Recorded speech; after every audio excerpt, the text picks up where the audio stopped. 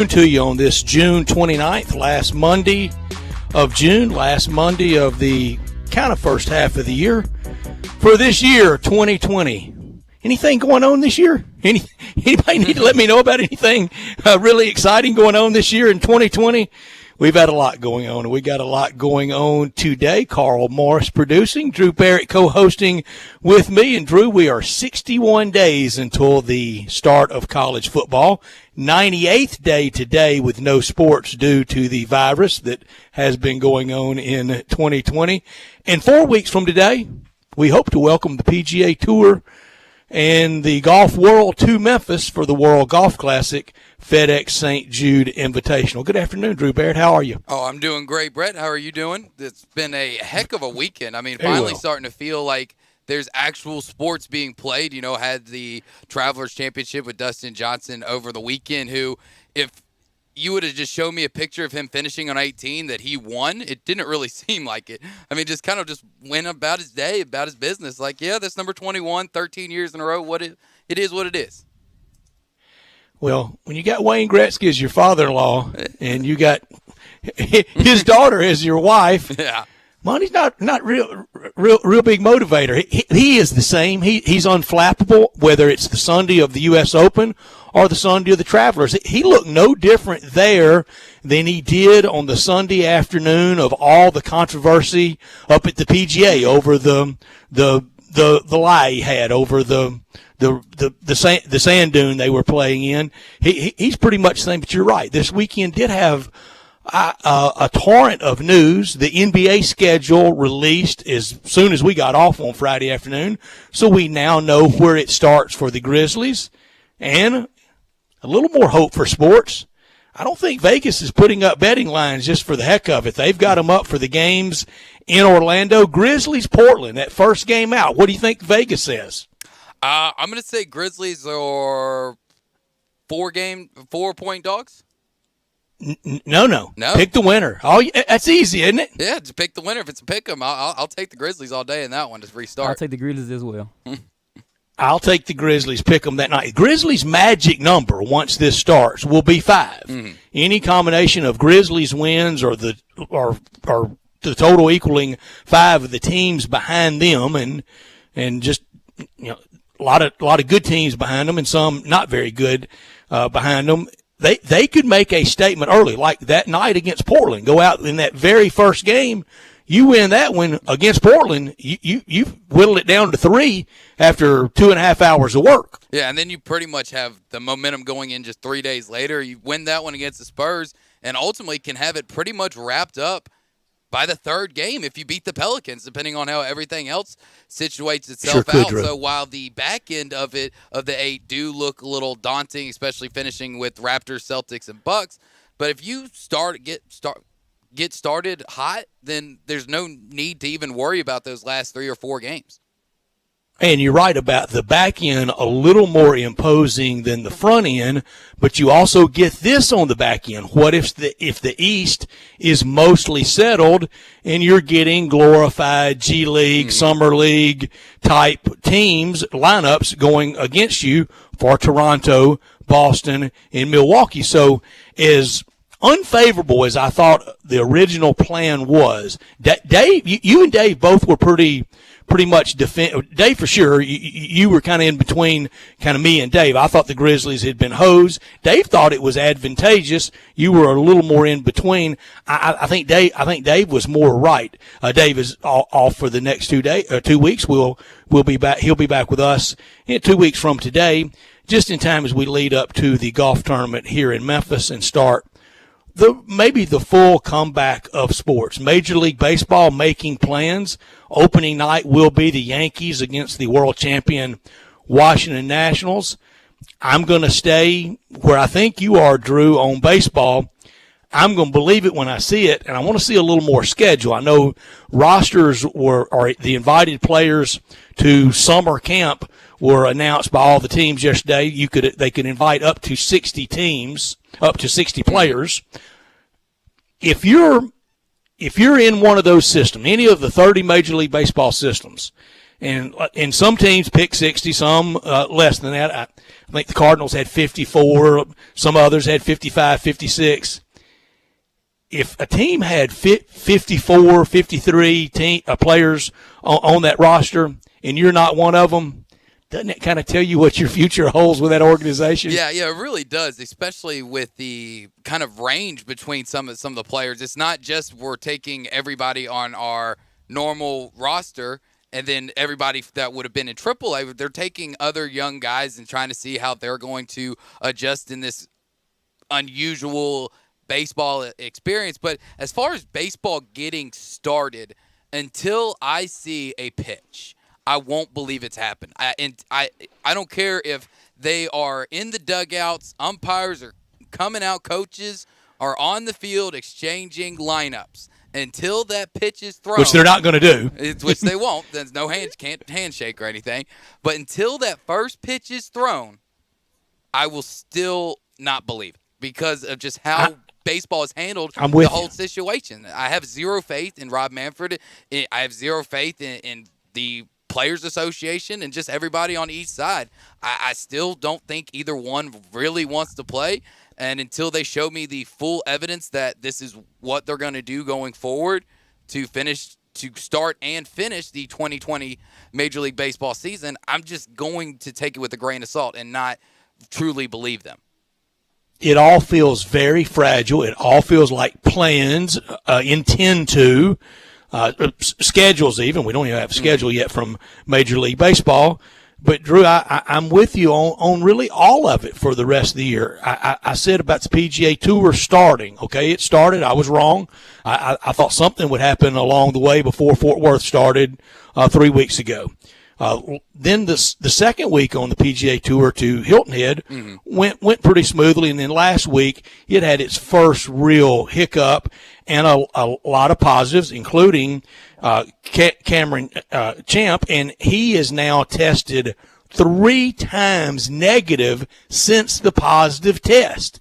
And that makes it feel fragile out there in the larger virus world of the false positives, the false negatives. You're positive today, you're negative tomorrow, and vice versa. We hear those stories near and far. They're not anecdotal. They're not ones and twos. It's pretty rampant. But with a novel virus, we've all been flying blind. We have been, and I don't think it would shake confidence in leadership, local or national, city, county, state, federal, if they would just say, we're picking our way through all this. Yeah, I mean, just be honest with this, with the general public that, maybe we don't know everything about this because honestly, nobody really does. And with the Cameron Champ stuff, it really makes you think of, all right, when anybody out there nowadays tests positive, they basically get sent to a 10 to 14-day quarantine. But with the false positives, with him now being able in less than 10 days test negative 3 times, what if I, as average Joe, test positive, but that might be on the back end of my already 10 to 14 days where it takes the virus to get out of your symptoms. I'm asymptomatic, and all I know is I just happen to take the test 1 day too early. I mean, it's so frustrating that I might have to sit at home for 10, 14 days if I didn't have it.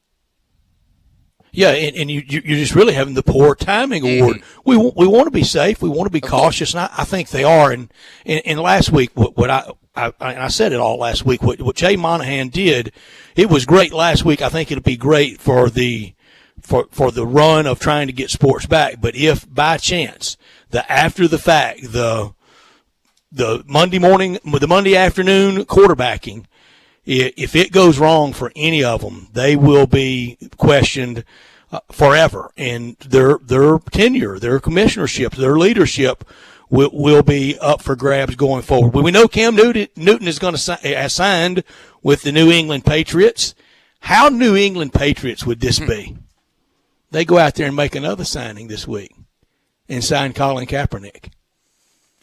That would be very Patriots. I mean, the Patriots has been known as the no-nonsense franchise, a franchise that's willing to give guys second chances as long as they sign Tim Tebow. Yeah, as long as they play by the rules and don't rock the boat. I think it could work. I just don't know really how much more room they got in that quarterback room with Brian Hoyer and Jarrett Stidham. I mean, obviously, Brian Hoyer, decent backup, an 11-year veteran, but I think right now you probably would take Cam over him just to see what he's really got. And, I mean, it just proves that. Don't we know what Brian Hoyer has by this at this point? We should. I mean, he's been in the league for 11 years. Has never been a consistent starter for any of them. So, I mean, what defensive coordinator is Brian Hoyer making layup at night going, oh, no. He's got the ball with a minute 30 left, and he's driving down the field. Which one? How many? I'm going to say zero. Zero defensive coordinators are that worried about Brian Hoyer.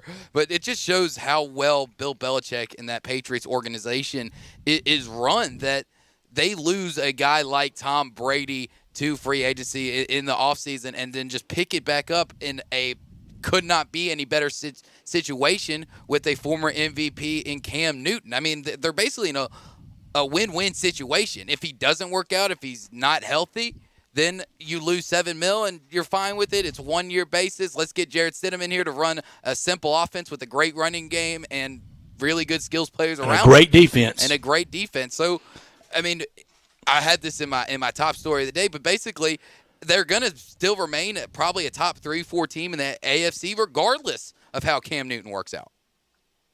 And that division that has been just bad, pillowcase soft for years, they made it soft. They were a lot of the reason why it was so very soft. I know some are a lot bigger on Buffalo than I am. That playoff game stays with me. Here are the quarterbacks that I think will be on a roster playing football somewhere in 2020 that can say in college, I beat Nick Saban. You ready? I'm ready. Well, Bo Nix did it last year at the Iron Bowl. Yep. Bo Nix, number one. Joe Burrow did it. He's going to play somewhere this year, isn't he? He'll play for the Bengals. Trevor Lawrence at Clemson. Jarrett Stidham did at Auburn in the Iron Bowl his last year there. Deshaun Watson did at Clemson. Chad Kelly is on the Colts roster. He beat Alabama and Nick Saban. Cam Newton did it in the big comeback in 2010 in Tuscaloosa. Matthew Stafford did it Nick Saban's first year at Alabama. 07? Yeah. Is that right? Yeah. I think so. And it was when he was at Georgia. Drew Brees did it twice at Purdue. Beat him when Nick Saban was at Michigan State. And, of course, Tom Brady on about every list of beating somebody. There's a whole lot of people that aren't playing football that beat him, like Bo Wallace. Cardale Jones could pop up on somebody's roster this year. Last year, he bounced around and then was in the XFL, wasn't he? With the Washington Now, come on, Drew. You were the DC defender. Very good. I knew you were an XFL guy. Nick Marshall, Trevor Knight, Johnny Manziel, Jordan Jefferson beat him twice for LSU. Stephen Garcia, Brian Johnson at Utah, Tim Tebow, Brandon Cox. Here's the name of names on the list. From Louisiana Monroe, Nick Saban's first year at Alabama, Kinsmond Lancaster. Ooh. Who had that in the pool today? I definitely Wesley did. Carroll at State. And Sylvester Crooms win over Nick Saban in 2007. Jamarcus Russell, Xavier Lee, Drew Tate at Iowa in his last game at LSU before he left for the Dolphins. David Green, Jason Campbell, and Chris Leak. That list was between the two jobs at LSU and at Alabama. Of course, Drew Brees and Tom Brady beat him when he was at Michigan State. We got a busy show today. We will talk a lot of college football. But we're going to talk golf at 3:30 with Ted Butler. We always do.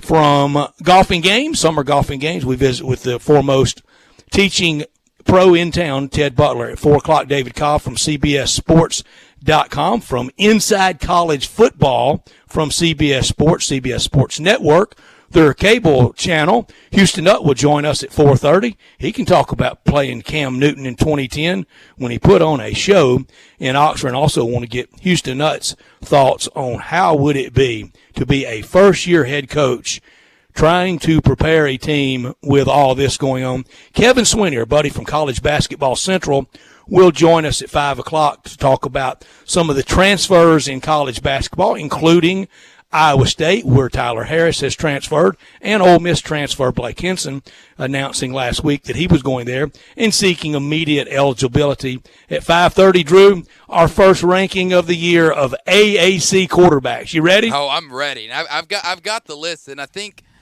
a few are going to surprise you. I think the top is going to be pretty much set, but I've got a few in some spots that's going to shock you a bit. I think the easiest thing to do was first and last, 1 and 11, yeah, didn't you? Yeah, very easy. A new quarterback at Navy, and it's Wishbone. They're not going to if he throws it more than well, that's not my last guy. 50 times. Oh, you don't have the Navy quarterback last? Because you got to put the Ken Niumatalolo factor in there. I mean, he's had a great guy under center that's a game manager. So whoever's going to be there is got to have those traits. So he's not last. I see what you did there. You just really wanted to say Niumatalolo. I really That's did. what Just you wanted did. to prove that I can do it. And you got it in. But number one in the AAC, I thought was easy. I'm not even tempted to go Shane Buechele over Brady White. No, I mean, just the year Brady White has had, and I know depending on which side of the fan base you're on, boo, don't boo, from last year, you have to really look back and reflect on the man did everything you asked him to do. He won 12 games. He won the American Athletic Conference West Division, the AAC championship game. He got you to the Cotton Bowl, which is something Tiger fans never thought was ever really a possibility. It was going to the Cotton Bowl. And having him back for a third year, it's only going to be better. And he was great at the Cotton Bowl. He was great. It just had a little bit of stumbles. He didn't play defense. In the red zone, exactly. He didn't give up 59 points. No, and the booing crowd, do you really want to be in the booing crowd? No, you don't. You never want to be in the booing crowd. I understand sports fans' aggravations. I understand angst in the stands. But I don't understand booing a player that has been that prolific. So we'll have the full list for AAC quarterbacks. We've got lists beyond lists out of lists that we're going to have this week and next, including tomorrow at 5:30. We will have our top stories, our top 5 stories, local and national, for this first half of the year. But, Drew, we are always in our Family Leisure studios. That's right. We are in our Family Leisure studio where family and fun comes together. Family Leisure is here to make staying at home more enjoyable for you and your family this summer. Complete pool packages starting at $15.99. 24 pools only $19.99. Swim spas starting at $99.99. High-quality swing sets discounted to $21.99 from $34.99. They're offering contacts, purchasing, deliveries, and curbside pickup. Give them a call to schedule an appointment or place an order to stay safe. Family Leisure, 2120 Winton Road, just north of I-40. This hour of our show brought to you every day by Lexus of Memphis at 2600 Ridgeway and online at lexusofmemphis.com. Give them a call at 901-362-8833. Lexus of Memphis offering the Golden Opportunity halfway point of the year sales event. Great offers on all 2020 models and always on special lease options. Drive in luxury and confidence knowing that every new Lexus comes with complimentary first and second maintenance services. Stop by at 2600 Ridgeway at Lexus of Memphis and put yourself in the driver's seat of an all-new 2020 flagship LS500, and you'll be looking and driving in style. When you purchase a Lexus, you get top-of-the-line engineering and design, and they make for the luxury driving experience. 901-362-8833. Online at lexusofmemphis.com. Experience amazing at Lexus of Memphis. Top story of the day. Drew, you first. Well, I touched on it earlier. My top story of the day, how Bill Belichick really is the smartest man in football. He can't lose regardless of how well Cam Newton plays in a Patriots uniform this season. If Cam is healthy, anywhere near his MVP season, then the Pats are going to remain a top 3 team in the AFC. If he gets hurt, doesn't work out, they get to try out their new toy in Jarrett Stidham, another Auburn quarterback who won't have much pressure on him to really do anything with a great running game behind him and a good defense on the other side of the ball. And they'll still be a top 3 team in the AFC. They just can't lose. Bill Belichick can't lose even when the NFL wants them to lose, and bringing down the penalties yesterday of the missed third round. Well, they asked for that. They really did ask. They asked for that. And the thing about that whole thing that I don't get, it's the Bengals and the Browns. Why is Bill Belichick staying up at night worrying about the Bengals and the Browns. Yeah. He shouldn't be. If he had been, it was a waste of time. But the Patriots are always going to be edgy. They don't mind antagonizing the rest of the football and sports world. But a Belichickian move for sure. My top story, I'm going to keep it local, and it's with the John Moran apology for the unartful tweet. I think I mostly understand what John Moran was trying to in his meaning. I had never heard of blank 12. I don't know some of the code words. I don't know some of the slang. I don't want to know a lot of it. I don't hear any of the dog whistles, and I don't want to. But I do accept John Morant's apology, and he didn't apologize to me, and he doesn't have to. I know what the young guy meant, and I think most of us are mostly with him along those lines, and he quickly got out and apologized for what he thought was unartful. Yeah, and that leads me right to my not top story. Not top story of the day. That's my not top story of the day, because I think before people really react to what is going on and what it says, I know just off the top of just hearing blank 12 and hearing that that's a anti-police slang out there, it's not really what it means. It doesn't mean they're anti all police. They're anti bad police, and that's what John Morant came out and said with his apology. I think that's what police are. Exactly. They're just he was explaining what it really. I think meant. I think most police, every fraternal order of police, they're anti-bad police. Exactly. I mean, you hear the phrase from police officers more than anybody else. One bad apple ruins the bunch. So that's all they want it fixed more than anyone, exactly. because they want that credibility that the large percentage of them have worked to accrue through the years. They want it restored. They want to be seen as a force for good in the community, not as what some of the bad ones have portrayed them like. It's funny. We flipped on both stories today. My not top story was your top. The Patriots signed a former MVP who is 31. That's younger than Aaron Rodgers. That's younger than Russell Wilson. And he signs with the Patriots. How much football does Cam Newton have left in him? The last 2 years, he's been hurt. I love Cam Newton. I loved watching him the 1 year at Auburn. I thought it was probably the best 1 year anybody's ever had in the history of maybe college football, but for sure what I've seen in the SEC. If he had 2 or 3 years, what would he have accomplished? But I know what he accomplished in that 1 year on the Plains, and that was undefeated national champion, and he wins the Heisman. But I think if he plays well, the Patriots will be back on top where they are used to being in that AFC East that they have so dominated. And if they win it this year, it's got to make teams like Buffalo and the Jets and even a younger Miami group think, well, we'll never win it if we can't catch them weakened right now. And they're not weak at all on defense. No, they're not. And if you are one of those teams, you thought the 1, maybe 2, 3 year stretch where you could get them was post Brady, and if Cam works out and that defense stays healthy and does it, you're not going to catch them. And for everybody, you alluded to it earlier, if everybody's that high on Buffalo, I'm sorry, I can't really trust the team with that Josh Allen. I mean, maybe there's better Josh Allen coming. I love their future. defense. Great defense, but Josh Allen under center, at least today's Josh Allen, I ain't buying it. Real quick from both of y'all, for 2020 football, if we have it, would you rather have Cam Newton or Tom Brady? Cam Newton. That's tough.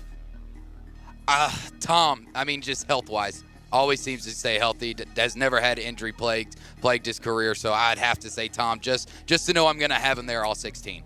Well, yeah, it's the big if, Carl. But I didn't the really big if. Think about off the top of the head, like far as under Bill Belichick's system.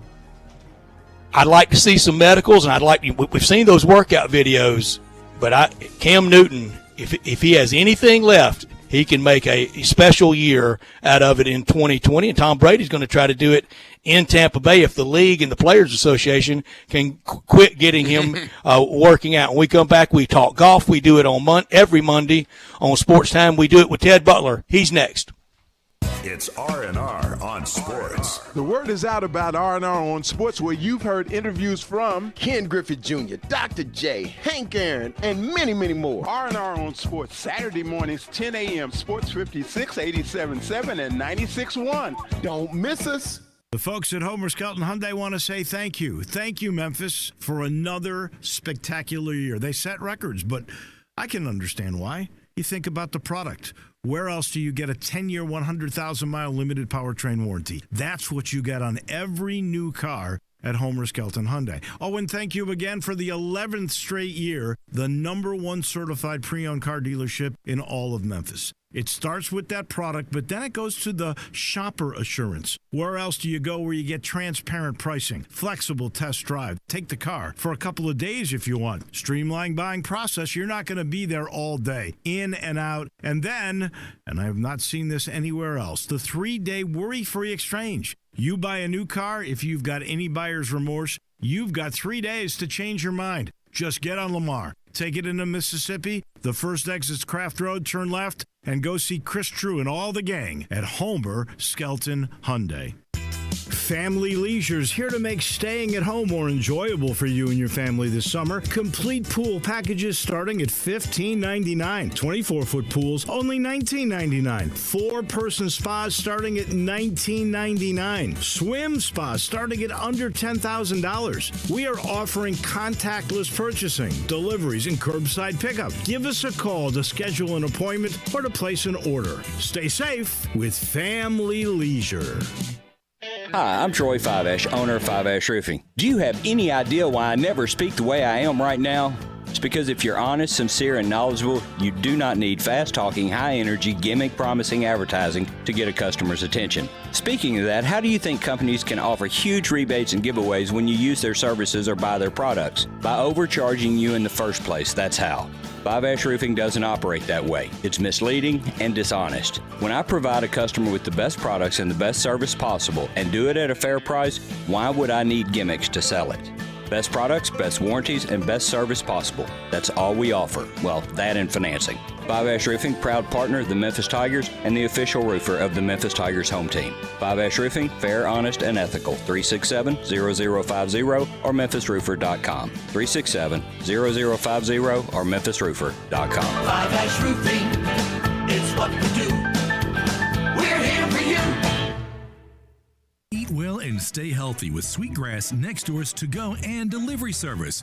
From shrimp and grits to pork chops to chocolate chip cookies and more, feed your need. Located in the heart of Cooper Young Midtown, Sweetgrass Next Door makes for an easy to-go, pickup, and delivers to all of Midtown, most of downtown, and even East Memphis locations. For more information, visit online sweetgrassmemphis.com or call 901-278-0278 to place your order today. Now, back to Sports Time on Sports 56 with Wolo and Stats. This hour of Sports Time is brought to you by Lexus of Memphis. Here once again are Dave Woloshin and Brett Norsworthy. In for Dave this weekend. Next, Drew Barrett co-hosting with me, Carl Morris. Producing on Monday, we talk golf with a preeminent instructor in town, Mr. Ted Butler. And Ted, he joins us now. Ted, only 19 under won this weekend. I thought after Saturday, here we go, the race to 22, 23, or 24, but it settled in at 19 under, and Dustin Johnson with the win. Good afternoon, Ted. Good afternoon as well. It did look that way, with the first 3 rounds. People shooting Q1s, 2s, and 3s, that it might go to 22, 23, 24 under. But a little bit of breeze came in, and the pins were kind of on the edges, over some humps. They weren't easy to get at. And I really like that golf course. All the slopes and the fairways and that, and the deep rough. That I love it. It had a side hill wide out of the rough, and they got to chop it out. It was fun to watch. I like that course, and it fell at a time of the year more familiar with any of the first 3 restarts, so it felt a little bit like normal for us golf fans. What is not normal is on Friday afternoon, Mackenzie Hughes shoots a 60, and that's that ought to be course record at most places. Jim Furyk's too clear of him, Ted.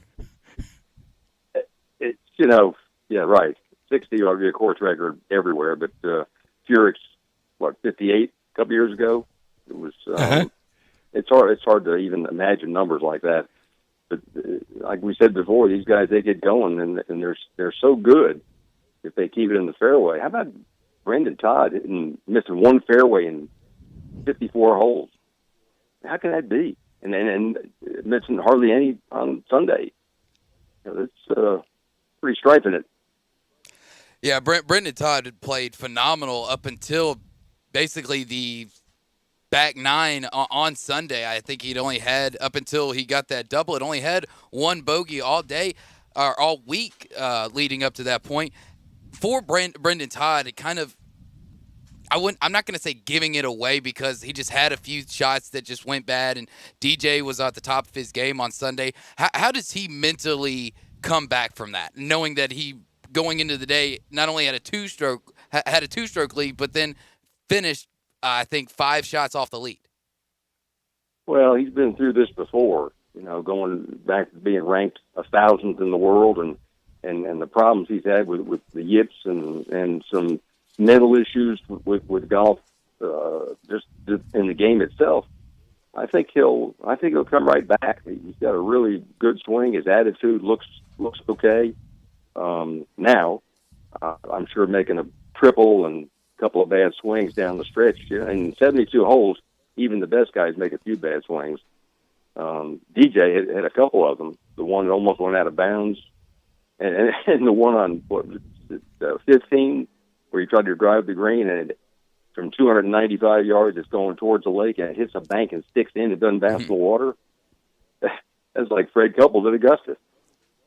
Rain just enough to keep that ball up. He had to roll the trousers up and get down in the water, but he saved par, and it probably saved the tournament for him. We've had 3 winners since the restart: Daniel Berger, Webb Simpson, and Dustin Johnson. Ted, you could argue those 3 players are not the story of the restart. The story of the restart is Bryson DeChambeau, who I think is around 46 or 47 under in the 3 tournaments, and just knocking it over the moon. Yes, he is. He goes against almost everything that we've ever thought in golf about building up big muscles, getting stronger and stronger through the chest and the arms, that they told us back in the day that you get muscle bound and you can't swing. But he's apparently, like Faldo said, he's come up with a way that enough stretching and doing the right things that he can do that. And I don't know how long it's going to last or how long his body can hold up like that. It sure doesn't look like it lasts a long time, but he's got it going now. Mm-hmm. And obviously, that's kind of more of a recent trend. We saw it a lot with Brooks Koepka and DJ, now Bryson DeChambeau. Do you think that's going to be the trend going forward, where we're going to see more muscular-bound guys on the tour? Well, certainly stronger. I mean, Tiger started it. When he started getting in shape back 20 years ago, and Greg Norman did some of it. Faldo was kind of like that, but not to the extent of DeChambeau. I think it will be the future of golf, though, because he's going to make guys do it. You hit 200 mile an hour ball speed because you're so big and strong. You can't compete against that if yours is 150. I see them all headed that way. And then some of the workout things I've seen in college, like at the big schools in Texas, where they have these workout areas that are like football players. They've got exercise machines you've never seen before for golf now. So it's definitely the trend. And Ted, the tour had its real first crisis moment last week while they were at Hartford. The commissioner having to give a statement. It was planned from the start, but it drew a lot more of attention when social media ran scared of what might be happening. Cameron Champ has now tested negative 3 times since a positive. How do you think the tour's sorting out all the protocol and all the testing related to the biggest story of our lifetime, the virus of 2020? I think they're great. I mean, they do everything about as top class as you can do it. They think everything. They've got staff members doing research here, research there, and they really always have. I mean, the PGA has been really strong in almost any kind of problem that showed up. With this Corona thing, I don't know exactly how where it's headed now with everything spiking back up again. I guess they'll keep doing what they're doing, but how do you know for sure? Yeah, that is the biggest question mark, especially not just golf, but all sports, and not really knowing what tomorrow holds. Obviously, first 3 weeks have been fanless. Do you think that we, especially with the numbers going up the way they are, do you think we get back to fans around the course? I don't know. The way it's going right now, I wouldn't think so. I just can't imagine that if it keeps spiking like it is, they're going to keep sending people out there and just kind of looking for disasters. I guess the Memorial is still going to do it. It's like almost no way to know. What's going to happen tomorrow or the next day, or like you were saying before, on the back end of 10 days. Where do you end up going from there? I don't know. It's as fragile as I can ever remember for making any plans, and you just almost wouldn't make any plans, Ted, past 2 or 3 days from now, maybe a week. But we hear 2 weeks a lot in the verbiage these days. 2 weeks, it's an eternity. Yeah, absolutely. It just I don't see how you can look past the day after tomorrow. And all the directions it's coming from, and people going to beaches and going into weddings and doing all the wrong things and getting what it looks like they're supposed to get. It's a tough deal. Mm. And this week the tour will be in Detroit, that was very, very, very hard hit with a lot of restrictions, governmental and health officials and all the officials in the state of Michigan.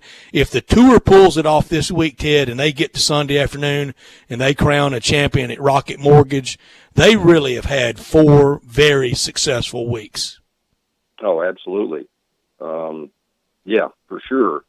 And DJ winning yesterday is it's not the most exciting guy out there, but he hits golf shots that a lot of them can't do. That 351-yard drive on 18, that's pretty good under the gun.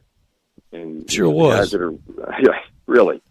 And you have to enjoy watching. I do as a teaching pro, in just the way he swings it. When he gets that big bowed left wrist up at the top of his swing, it looks like his wrist is broken, which makes most people hook the ball. And he slices it. He plays a big old fade. So he's entertaining to watch, swing-wise, but his attitude leaves a little bit desired. Yeah, didn't show a lot of emotion yesterday walking off of 18 after winning the Travelers. I got real excited after Friday because growing up, especially being a left-handed golfer, loved Phil Mickelson and was really excited to see how well he could play into the weekend. But just didn't really work out for Phil, and I'm starting to wonder, does he have another win in the bag? I don't know. I don't think so. He can't seem to play 72 holes. He shoots a million under par the first 2 rounds and then over par the next 2, and he just keeps hitting somewhere during the day a couple of just off-the-wall shots. The shot out of the sand trap on Saturday, things that you just don't expect, but who knows with him? He looks like he's in great shape physically, and he's chewing his CBD gum all the time. So I think Faldo said he's more liable to win on a really difficult golf course than something that you can hit it in a lot of places and still score. So how great would the story be on a difficult golf course all these years later, 14 years later, and this weird year that we've had, and he do it in September at Wingfoot and mark off that U.S. Open win? That would be fantastic. I mean, I'd be cheering all the way down the stretch for that one. I would too. That 72nd hole is one of the hardest things to forget ever in golf. Watch a meltdown like that, and when he hits his tee shot and he goes, "Oh no," and it gets worse and worse. Takes a 20-footer for a 6. That was tough. I'd love to do and it. I noticed it last year, and you mentioned it, Ted. The golfers they are wearing the gum out. Yeah, I remember Tiger and Phil both were, and I've heard about it. I haven't tried it. Got enough aches and pains where I should, but this gum is supposed to help your keeps your body from hurting. I guess it shows you. Phil and Tiger wouldn't do it if it didn't. I guess it's working because they are. They don't. I mean, every player on tour. They're working the CBD gum over. Dustin Johnson. How many more majors for his career would it be complete? He's going to the Golf Hall of Fame right now, isn't he? Oh yeah, I think for sure. He's won 13 straight years now, and 21 times. I don't see anything that could keep him out of the Hall of Fame. Majors. He's probably got a couple more majors in him. He's a strange guy to figure out. He's had some injuries the last 2 years. But when he's injury free, he hit 2 really bad shots yesterday that turned out okay. They could have gone the other way, could have turned into doubles really easy and didn't. You need a couple breaks along the way, and it's just much talent he's got. He's putting pretty good. I like him to win some more tournaments and a couple more majors. And his game really made for all the majors. I mean, almost prototype for Augusta National, for any British Open championship. He's won a U.S. Open. He's been right there in the mix at PGA championships. So it's really not a course kind of denier place for him. But his carefree attitude, it seems like if he never won again, it'd bother us a lot more than it would bother him. It doesn't look like it's going to bother him at all. I mean, he makes a 50-footer and he raises his hand up to his knee. That's his fist pump. So I don't know. And then Augusta is not exactly suited for him. He hits a high and a pretty big fade. I mean, he has a hard time turning the ball right to left. And a lot of holes at Augusta, you need that. But yeah, that's what got Lee Trevino forever there. Well, and about 80 yards shorter than Dustin. Off the tee, but Trevino, he hit all the tee shots into the hills. These guys now, they carry him over the hills, and they're hitting 8-irons where he was hitting fairway woods. So the Lee never had a chance at Augusta. No, it was not suited for him. Ted, normally this is where we ask you who you like this week, but we got a surprise. You're going to rejoin us on Wednesday about 4:19, and you're going to pick for Dave, so we're not going to get picks from you today because okay. Dave has the second pick this week. Drew has the first one, so we'll hold off till Wednesday when you rejoin us with John going for our golf picks. And we look forward to you picking for Dave. He needs your help, Ted. I'll just tell you. He needs your help in instruction and in golf picking. Well, I've already got the pick. So now what time is that going to be? Wednesday? 4, just so I'm aware. 4:19. Set the nuclear clock by it. 4:19 Wednesday. Okay, I'll be ready. And I'll send you a text to remind you. Ted Butler, thank you for your time today. It really has been a miracle what golf has pulled off the first 3 weeks. We'll get your picks on Wednesday, and we'll have extended time with you next Monday. In the meantime, thank you so much for joining us today. Thank you, Ted. Pleasure to do it. Thank you. Thanks, Ted. You got it. Ted Butler from Summer Golf and Games, the preeminent golf instructor in our area. 67129 at the First Bank text line, 360-8255 at the First Bank phone line. And you know what you need when you deal with a great bank. You need an answer. You need reliability, and you'll get it at First Bank. They know you need reliable, Memphis, trustworthy bankers that can give you an answer, and they make the decisions for you right here in Memphis. A direct answer from the First Bank banker you're dealing with. First Bank with stories and a record of customers reaching high. Community banks are the preferred lender of people building a success story. Build your success story with First Bank. All the Memphis bankers with First Bank with deep Memphis roots in banking and business experience. Visit firstbankonline.com and build your success story with First Bank. That's firstbankonline.com. And at the First Bank text line, and I agree with this about Cam Newton. if all those quarterbacks like Jimmy G, Matt Castle, Jacoby Brissett were all good players with the Patriots, imagine what a healthy Cam Newton will be scary. I agree 100% with that. If healthy, and the Patriots have done as much due diligence as you can do out there right now, Drew. Yeah, they truly have. I mean, they always do.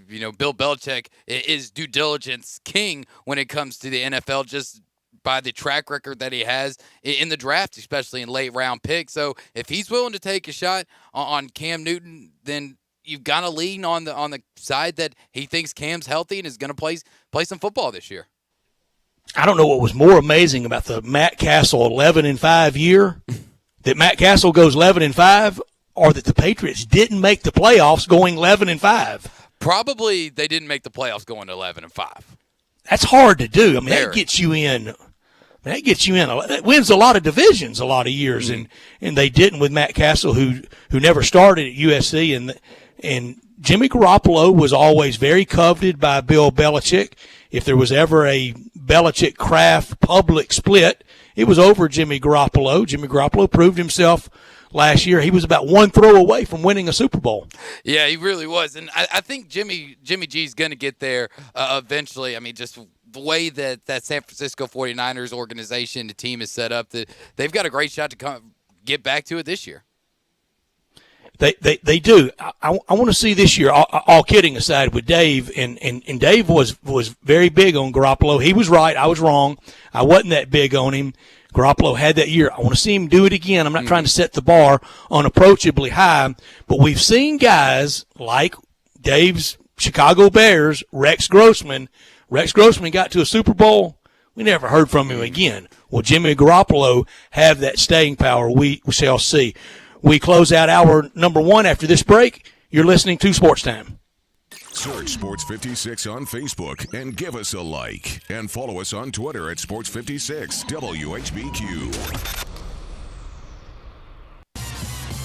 Good news. Southland Casino is now back open. That's right. The most spacious casino floor in the Mid-South is ready to welcome you back to the action with live blackjack, roulette, craps, and all your favorite slots.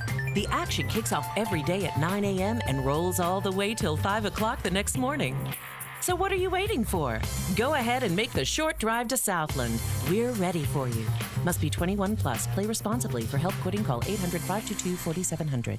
Gateway Tire and Service Centers has a beautiful new state-of-the-art location at 5275 Summer Avenue. And for the entire month of June, the new location on Summer has a great Father's Day special. Buy 3 tires and get the 4th at no charge. Visit the new Gateway Tire and Service Center with 28 bays for quick service, super safe with curbside service or lounge seating 6 feet apart. Check out gatewaytireservice.com for coupons too. The new Gateway Tire and Service Center, 5275 Summer Avenue. Call Matt for details. 901-683-8335. If you want to make money in sales, Flynn Broadcasting wants you. If you can sell, Flynn Broadcasting has a great career waiting for you. If you can sell, we have great benefits, salary, commission, sales leads, and a great place to work. If you can sell, let us know today. Send your resume to jobs@flynn.com. Can everyone sell? No. But if you can, Flynn Broadcasting wants you. Apply today at jobs@flynn.com. Start your great career today at jobs@flynn.com. Flynn Broadcasting wants you. Now, back to Sports Time on Sports 56 with Wolo and Stats. This hour of Sports Time is brought to you by Lexus of Memphis. Here once again are Dave Wilson and Brett Norsworthy.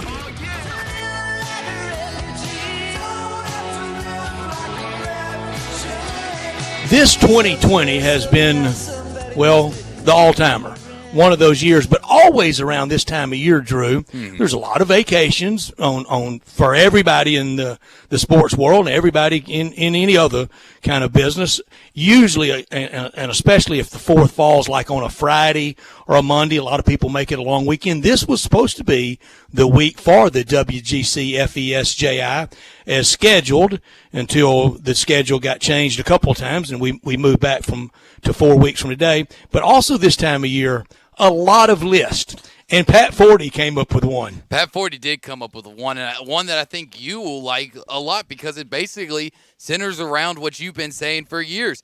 Play who is around you. So in Pat Forty's new reimagining college football. It's 10 leagues, 12 teams per league. They play a round-robin format with one non-conference game, 12-team playoff system, 10 champs and 2 at-large, first 4 seeds getting the bye, and first two playoff games are at home. And I actually I'd sign up for this right now. So in the 10 conferences that he has Memphis in the Sun Belt Conference, which concludes Alabama, Arkansas State, Auburn, Louisiana Lafayette, La Tech, LSU, Memphis, Ole Miss, State, Southern Miss, and Tulane. I'd sign up for that right now. I would sign up for it, too, if we wouldn't call it the Sun Belt. Well, he's got different names. So other conferences, he's got named Yankee, Mid-Atlantic, Mid-American, Great Midwest, Great Mid-East, Deep South. He does still have the Great Midwest. We've done that before, haven't we? I think we have. He also has a Pac-12 named conference, and then Rocky Mountains and Southwest Conference. So we're going back to the old Southwest. I've done the Southwest Conference before, so the SEC and the Big Ten's gone? The SEC, Big Ten are gone, and basically half of the ACC. They have Mid-Atlantic, so I guess that could kind of count as far as the ACC. But I think just looking at the 10 conferences that he's got, I think the Sun Belt with Alabama, Auburn, LSU, Memphis, State, and Ole Miss, competition-wise, in his new system, to me personally, would be the hardest one. And I mean, well, it's not hard to say that when Alabama's in it. Well, in 2 reasons, Alabama and LSU. Mm-hmm. That makes it really, really, really tough. Yeah, I'd be amenable to that. That'd be fine with me. And you're right. I have for years advocated a more local scheduling flavor. And coming out of the virus, I think we're going to have to do it for a lot of reasons, budgetary being primary. Mm-hmm. And maybe even this year we could see, instead of charters, we could see teams on 6 buses. And I'll tell you something else that's out this year. It will be no road roommate. Well, that adds 70 more rooms. It's a lot of cost. Who wants to spend the money? That's a lot of cost. I mean, we may have to be to where we get down to going over and back in the same day in some places, or maybe not all the way to the city the day before, but find somewhere at the halfway point, like most of us do, traveling on a vacation spot. But I don't mind the idea, and I don't mind the big thinking on college football and going forward, because it's not going to stay the way it is. It's always evolving. It's always realigning. And the next big round is coming sooner rather than later. Yeah, it certainly is coming soon. And one thing that I did like about Pat Forty's list is that he keeps most rivalries that are made out in college football the same. The only 3 notable ones that I could really think of off the top of my head now, he does the famed third Saturday in October. Bama and UT, that won't be a conference game anymore. That could be the one non-conference game. The South's oldest rivalry, and Auburn and Georgia's not, and then USC and Notre Dame. But, I mean, if those rivalries are really that important to the schools, you can use your one non-conference game. And it translates to FCS games, which I'm always happy to do. Me too, and make that non-conference game really count, because I know it's big for the FCS teams and their budgets.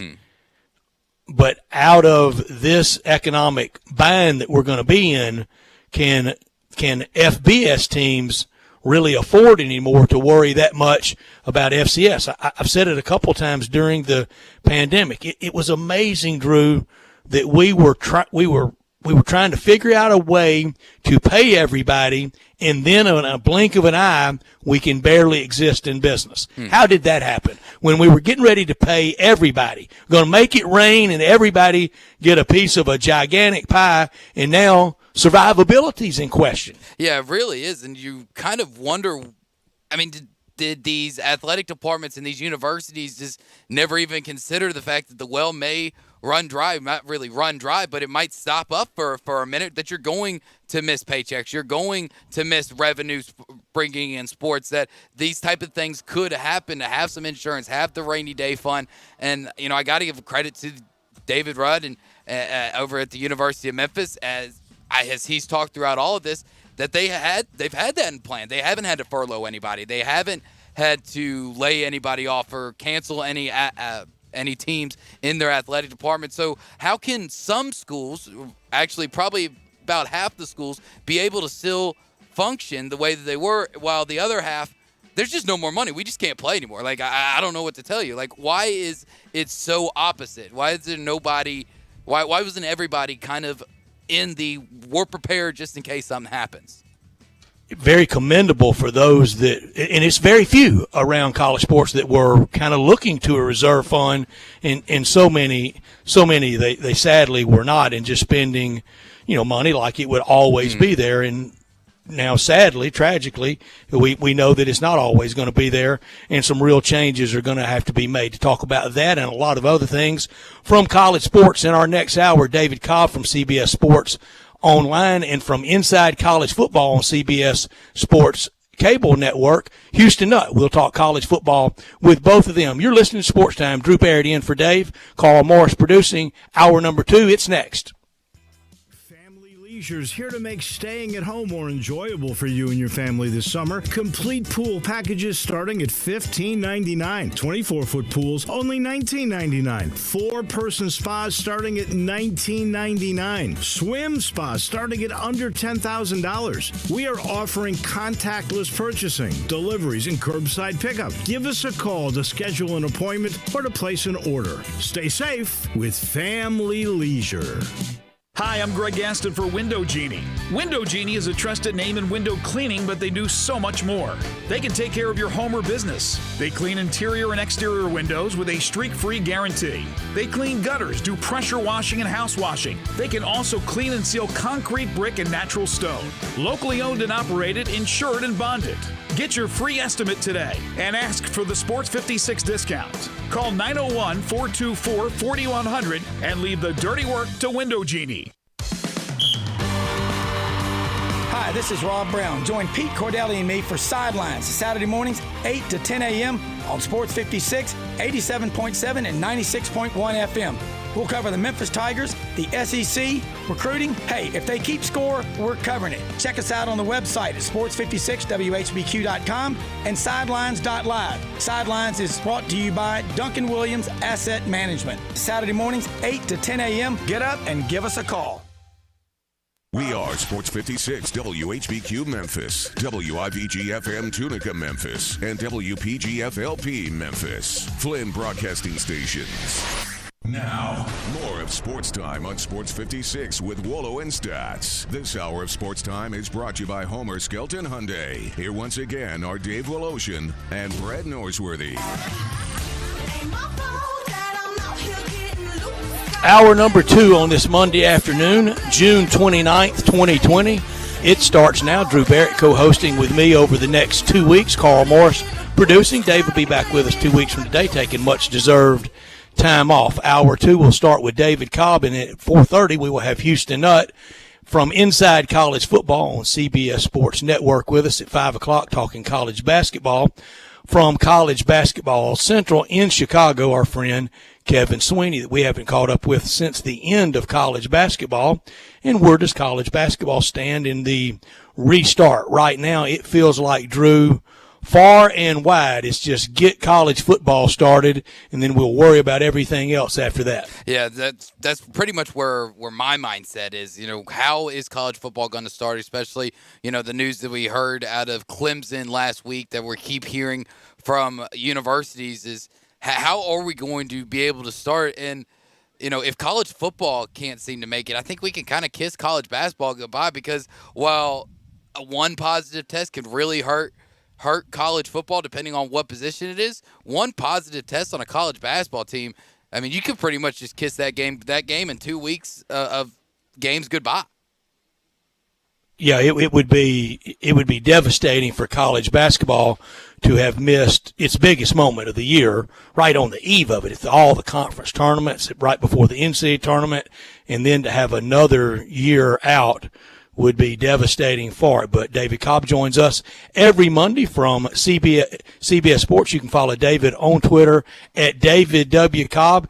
David, we got a lot of questions. It's getting ready to get time for some answers from college administrators in this month coming up in July.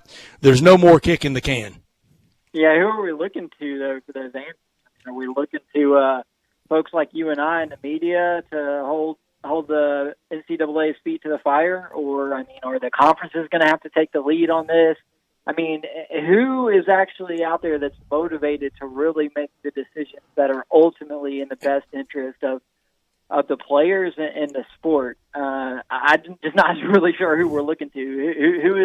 Who are our eyes fixed upon to provide leadership in that situation? I'm not sure. I feel like that's sort of the big question right now, and I don't really know. I really don't know who I don't mean this as a shot at anybody, but you're right. It appears that all of them are looking to the other one to take the lead, and this is just my pure guess. It feels to me like Greg Sankey does not want to venture out there too far by himself because he doesn't want to be real or perceived, viewed as that darn SEC. It can be a global pandemic, and that means so much to them, they're going to play on. It looks to me like he wants at least one. Naturally, I think that would be the Big Ten commissioner, but he would take it from Bowlesby or the Pac-12 or the ACC. Just somebody join me where I don't have to go out there by myself. You can forget it coming from Emmert and the NCAA. Yeah.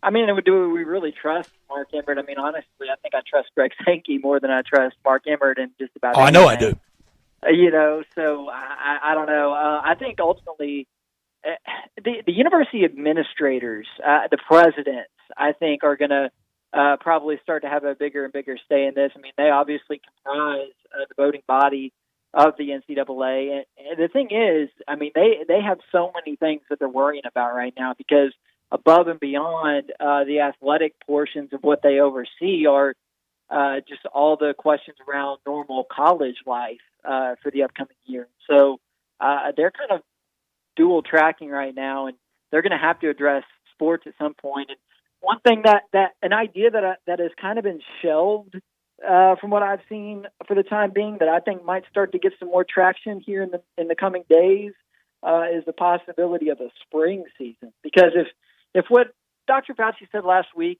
turns out to be true and there is some sort of a vaccine by year's end, I mean, maybe the spring season starts to make a lot more sense financially at that point. And if it makes more financial sense, then I think you start to see the athletic directors, who are also people with a key voice in this conversation. So I think you start to see them maybe come out and think that that's a better idea, because if playing in the spring is the difference between having fans in the stands or not, then I think they want to play in the spring. I mean, if you're not going to have fans either way, then let's play in the fall. But if a vaccine could get some fans in the stands in the spring, then I think that idea might get more traction in the coming weeks. Obviously, Cobb, I'd much rather we go ahead and get started when we're supposed to. Playing in the spring, quick turnaround if we are going to go back to college football in the fall like we should. But like you said, we really haven't seen anybody come out and speak and kind of be the first one out there and just wait on everybody else. How many more days until you really start to how many more days left of them not speaking do you still have confidence that something's going to get done? Like what's your cutoff date? You got to read what Dennis Dodd wrote today for us at CBS Sports. He's essentially wrote that there's this sort of understood push or just college football programs kind of quietly thinking that maybe herd immunity might sort of take root. Mm-hmm. And the numbers are big. I mean, and I'm not at all suggesting that this is the thing to do, but if that is kind of the unspoken implication of what they're trying to achieve, I mean, the numbers just aren't there yet. I mean, Clemson and LSU have had pretty big numbers of positive cases within their programs, and I feel like it's fair to kind of use them as test cases since they're two of the most prominent programs in the sport, but it's still nowhere near whatever that 85% mark is that you need. And then, I mean, ultimately, is that really the right thing to do, to sort of use the college players as the guinea pigs for the concept of herd immunity? I mean, if these programs start coming out and say that they're taking studies from Sweden where they've taken that approach and that they actually have some science behind it, then okay. I mean, we can listen to that. But I think we're probably, I mean, honestly, I think we've got to be no more, at the most, a week or two out from really having these conversations, because I mean, SEC Media Days in whatever virtual format that's going to take, just around the corner. There's a lot of logistical things that are just around the corner that are going to require some level of certainty here. And as of now, I don't feel like there is any, unless they're just going to kind of keep looking the other way and allowing this thing to continue with the number of positive cases. The problem is that I just don't think in the end there will be uniformity, and I think there will be different measures in place from different states, governments, from different university administrators saying that if teams with positive cases are scheduled to play on their campuses, that they can't come. There's not going to be any uniformity, and that's going to be a big problem. And so for that reason, I think somebody is going to step forward here and start to really be a voice and a leader in setting the course for what college football is going to look like. And I think that has to happen no more than in the next 2 weeks. If it doesn't happen in the next 2 weeks, I just think that we're headed towards something, that's not going to be very good. And so I just think we need that leadership, and I think we need it soon. The spring plan is certainly worth considering, definitely everything on the table and worth talking about. And this wouldn't impact that many players, David. It would maybe 25 to 40, which would about be most of the first and second round type picks. But why would someone, unless the NFL also tried to wait to spring and we all tried to get back on the same schedule, but 2 football seasons in 1 year, if you are top flight quarterback, running back, linebacker, any position, why would you want to start college football next March, play a 10, 11 game schedule, probably reduced, finish around the 1st of May, and then we get back in schedule in the time that you're going to get that first big check and take that health risk, injury risk? Yeah, it's almost like at that season. Is it just a whole season of bowl games? Essentially, at that point, if it seems like the champion won't be crowned in a real legitimate way, I don't know. I mean, that would probably, you're saying 25 to 40 players across the country. You think that would probably affect? Maybe, if that many. Yeah. I don't know. I guess that they would probably sit, but I would take that. I would take 25 or 40 of the top players in the game sitting and us having fans in the stands over having the top guys out there and there being no fans. Maybe that's just me. Maybe that's just me leaning towards the pageantry of the sport and just the entire atmosphere of college football and being drawn towards that and wanting to see that. But I would prefer to have it in the spring and have some guys sit than play in the fall and have those guys out there, but there'd be no one in the stands. And you're even seeing more and more stories across sports overall in general of 2020 is just that lost year. Let's just go ahead and take our medicine. It's over, and we get the vaccine or try to get the vaccine up and going and try to do this all again next year. Now on the vaccine front, they're talking its effective rate. Well, first of all, only about 70 to 75% of the people taking it. I didn't realize this. 40 to 60% is the running average effective rate for the flu vaccine every year. But I never got a percentage of how much the population takes that. But if only 70 to 75% takes it, and it only has an effective rate and they think it could only have an effective rate of about 70 to 75% as well. We've long since been down the road striving for perfection in this, David, and that is going to be a fool's errand every time. Yeah. It kind of comes down to what Jay Monahan said last week when I mean, there were some pretty big hitters in the golf world calling for them to call off this restart to the PGA Tour. And Jay Monahan had one of the most, and I think he's pretty well regarded in sports as a commissioner of the PGA Tour. I know we like him here for helping bring the World Golf Championship, to Southwind. And he says, at some point we're kind of going to have to learn to live with this. And, I'm not saying that has to be this fall and that we got to trot the college football players out there and put fans in the stands and pretend like everything is normal. But, if those statistics that you're throwing out there turn out to sort of be what life is like even after a vaccine, then at that point, we do sort of have to figure out how to get on with it. Because, we cannot, sports cannot, athletic departments cannot, these leagues cannot survive long term without fans and certainly not without games. And so unless, we're just going to completely tear sports down to the studs, there's got to be some level of compromise there in 2021 and a move back toward normalcy. And you know what? Monahan was, I think, proved right because aside from those couple of players that withdrew Monday or Tuesday last week, the Travelers Championship went off just fine. And it was a good finish yesterday. And Dustin Johnson, one of the game stars, ended up winning the tournament. And it was Phil Mickelson was in it. It was a good event. And I'm glad that he didn't necessarily cave to the calls, to get rid of it because a couple of people tested positive. Golf should be able to continue, under almost any circumstances related to COVID-19. And, I think he kind of set a nice precedent there with the way he handled that. And I think in 2021, as we navigate through this a little further, that's kind of got to be the approach if these leagues, these conferences, these athletic departments are going to survive.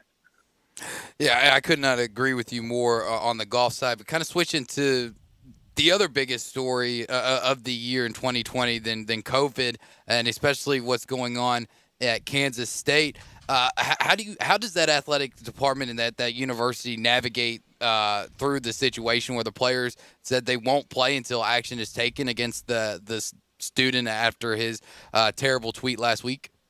Well, the good thing for K-State is that Chris Kleiman's had their back from the get-go, as far as I know. The football coach has been in their corner the whole time. And so it feels less, it feels like less of a ticking time bomb there because they're united in that way. It's not like Iowa where, the players felt like the coaching staff didn't support them and didn't have their back. It's a situation or Oklahoma State. If I were an athletic director, I would take Kansas State's situation over the situation at Iowa or Oklahoma State in a heartbeat, assuming that the public front that Kleiman has put forward is indicative of the way he is behind the scenes, and assuming that the players, tangibly feel his support.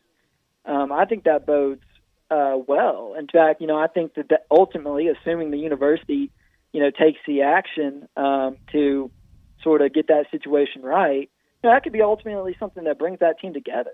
I think that, the coaching staff there has probably handled that one the right way. And, so kudos to them for that. And, it's a lesson that I think every coach around the country has got to take right now. You can't just rely on platitudes and nicely written out screenshots of Twitter messages. You've got to talk the talk, but not only that, you got to walk the walk now. And those who don't, I think, are going to pay a price in recruiting. Not that Iowa ever recruited the 5-star players, but they might have trouble getting some of those 3-star gems now.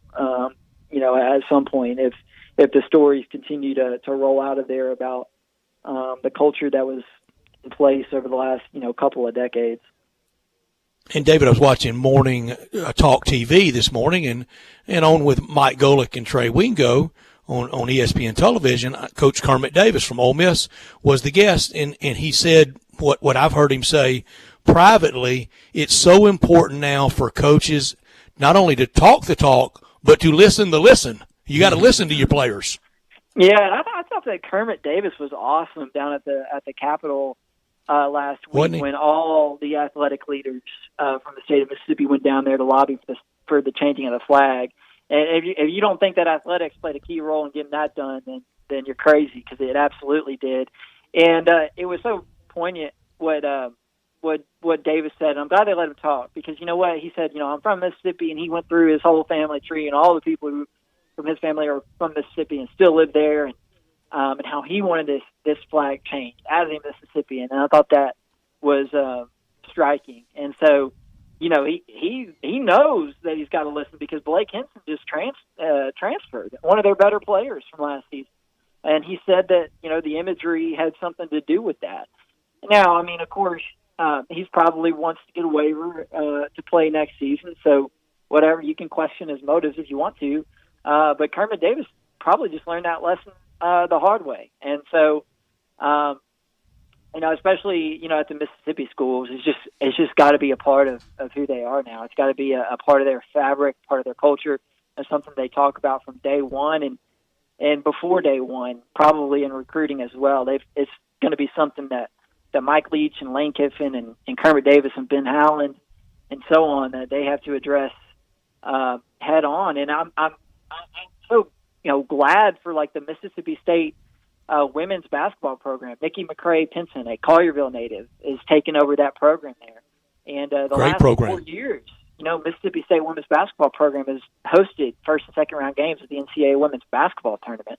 And had they not voted to change that flag, they would have not been able to do so moving forward. And that would have been a tremendous impediment to them in recruiting. But you know what? Now Nikki McCray-Pinson can go and recruit and say, not only are we in the clear on this now, but hey, I was at the Capitol and I was there speaking and helped get this done. And I think that is a tremendous legacy and a tremendous feather in her cap from somebody who hadn't even coached a game yet. So shout out to a Memphis native there.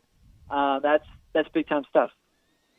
It was big time stuff, David. It was a show of unity that rarely in the Egg Bowl world, particularly, rarely that we have and that we enjoy. I do think when people talk about that rivalry, yes, it is heated on game day, and yes, it's quite often gotten off the rails a couple of times on game day and game night and maybe a day or two afterwards. But I think there's a lot more collegiality and friendship among Ole Miss and State people than maybe get known nationally. And now, darn if at the top between Leach and Kiffin, if they don't seem like and they are very good buddies. I wonder how long that'll last, David. I know. It's so fun. I'm so mad that, with the way things have gone, I haven't been able to go down there and spend any time around those football programs yet. But it's so exciting. Everyone, College Football Preview magazine has a feature about it, about Leach and Kiffin being in the state of Mississippi. I mean, they're already, I think anyone would say, two of the most entertaining, interesting coaches in college football. And now you put them both in Mississippi after that Egg Bowl. I mean, it's just unbelievable. I mean, y'all have seen the video of Leach trying to adjust Kiffin's face mask and stuff. I mean, come on! It brought such a good moment of levity to a really serious conversation. And I mean, I don't think Tommy Tuberville would have let Jackie Sherrill touch him. And maybe in 5 years, Leach and Kiffin will be at each other's throats. I mean, I don't know. That's what makes it so fun. Because I mean, we've seen how quickly that rivalry can kind of get off the rails. But it's in a good place right now. I mean, it could be the story of college football for years to come. I mean, obviously they got ground to make up on LSU and Alabama, but I mean that hadn't stopped them from being interesting before. So I just for no other reason than I want the Mike Leach and Lane Kiffin show to get going. I'm ready. I'm ready for college football. Oh, well, we sure all are ready for college football. And the thing about Mike Leach adjusting Kiffin's face mask is Leach wasn't even wearing his own one right. He had it below the nose, so it really didn't make any sense. Swing your sword. That's just Mike Leach being Mike Leach. So obviously we're all in agreement that we love how the state of Mississippi has handled it. And while we've seen them handle things great, we've seen other coaches not handled things really well that's been in the public eyesight throughout the last couple of weeks. Who's somebody out there that people might not know just because they're not getting headlines, but has done a great job of getting out in front of this and making the correct changes, not only just in their program, but in their community? I mean, I think probably locally the two top football coaches in the state of Tennessee, Ryan Silverfield and Jeremy Pruitt, have done a good job of, I mean, look, it's not rocket science. I mean, you don't have to do anything except do the what right Cameron thing. Davis said. You just gotta listen right. and do the right thing, and you gotta support your players. You have to support your players, and Silverfield and Pruitt have both done a really good job of that. And it doesn't feel like it's pulling teeth for them. It feels natural, and I think you can kind of pick up on that. And you'd rather do the right thing and it feel a little unnatural or come off as unauthentic than do what Kirk Ferentz and Mike Gundy have done. But if you can genuinely look in the mirror and look at your players and put these messages on social media and march with them and believe it and actually back them in your heart, then I think that comes through. And that's come through from what I've seen out of Silverfield and Pruitt. So I would give a tip of the hat to those guys here in the state of Tennessee for the leadership that they've shown in this thing, because it matters. It really does. And they've, I think, from what I've seen, done a good job with it. David, it does matter. Speaking of Ryan Silverfield, I have a list for you. Last thing for you, David Cobb. I want you to pick one of these out that if you had to put the old proverbial mortgage balance on it, I know you wouldn't, but if you had to, which one? Rookie head coaches in D1 in FBS this year, over and unders. Number one listed, Ryan Silverfield, 9.0. 2, Jimmy Lake, 8.5. 3, Dave Aranda, 7.5. 4, Mike Norvell, 7.5. Number 5, Nick Rolovich at Washington State, 6.5. Number 6, Mike Leach, 6.5. 7, Lane Kiffin, 6.0. 8, Mel Tucker, 4.5 wins. And number 9, almost the Tennessee head coach, but now he's at Rutgers, Greg Schiano, over and under, 2.0. Yikes. Man, I'll take the over on Rutgers. I don't know what that schedule looks like, though, so maybe I would, too. I'd take it just carte blanche. It's Rutgers. Yeah. I'm not taking them to win more than 2. Ryan Silverfield's the answer to go, guys. He's going over 9 wins. Yeah, I think so, too. I really like this Memphis team. I mean, Memphis has, in Brady White, DeMonte Coxey, and Kenneth Gainwell, I think you could argue the best trio of quarterback, running back, wide receiver in the country. I mean, I think you could argue that and be legit. So, I mean, look, the AAC is tough, though. I mean, it really is. I mean, I think the AAC is as good as the ACC. I mean, that's maybe a little bit of hyperbole because obviously you have Clemson in the ACC, but what do you have after that? I mean, not a lot. Yeah, exactly. The AAC had something like 5 teams with 10 wins last year, and so I think it's going to be tough, but I think Silverfield brings so much back. And they got so much momentum in recruiting right now. Not that that's going to help them this year, but they return enough to where they can easily win 9. I think they can get to 10. I predicted them to get to 10 in my CBS Sports preview of them. So yeah, I'll go over on Schiano. I'll go over on Ryan Silverfield. I would go over on Schiano. I would go over on Mel Tucker at 4.5 at Michigan State. But Ryan Silverfield, I think he's the best bet there. David Cobb, thank you for your time. We will visit with you next Monday in between. Have a great Independence Day to you and yours. All right, guys. All right, thank you. Thank you very much, David Cobb, with us from CBS Sports on Monday afternoons, every Monday on college football and college basketball. Jason's Deli. All the great locations in Memphis like Ridgeway Road, Poplar and Highland, Olive Branch and Cordova. Almost 200 Jason Deli employees out there working very hard through all of this and doing it all very safe and healthy for you, the valuable customer. All the locations, you're literally met with door service. They'll open the door for you where you won't have to touch the door. So many things, contactless, all the gloves, all the PPE, all the safety equipment for everybody in the restaurants and for the care of their customer, and that great food, like all the salads. the Mesa chicken salad, the nutty mixed up salad, the Big Chef salad, my favorite, the taco salad, the chicken Caesar salad, all that great food at Jason's Deli. Now, still with the salad bar with over 30 items to choose from, but you don't do it now. They do it for you. You tell them exactly how you want it built. They'll build it for you. Plenty of organic food to choose from as well at Jason's Deli, catering anytime, anywhere, and all the locations in the Memphis area. Ridgeway Road, Poplar and Highland, Olive Branch, and Cordova. Healthy, first franchise in the nation to be trans fat free, and they love to say wholesome food forever. It's a family thing at Jason's Deli. Check them out online as well at jasonsdeli.com. Drew Barrett co-hosting with me today and this week and next. Carl Morris producing up next to talk more college football and to ask the daunting challenge for Lane Kiffin, Mike Leach, Sam Pittman, the new coach at Mizzou, all of them walking into the SEC, 3 of the 4 walking into the SEC in the SEC West with no spring. What would it be like? We get the word from Houston Nutt. He's next on Sports Time.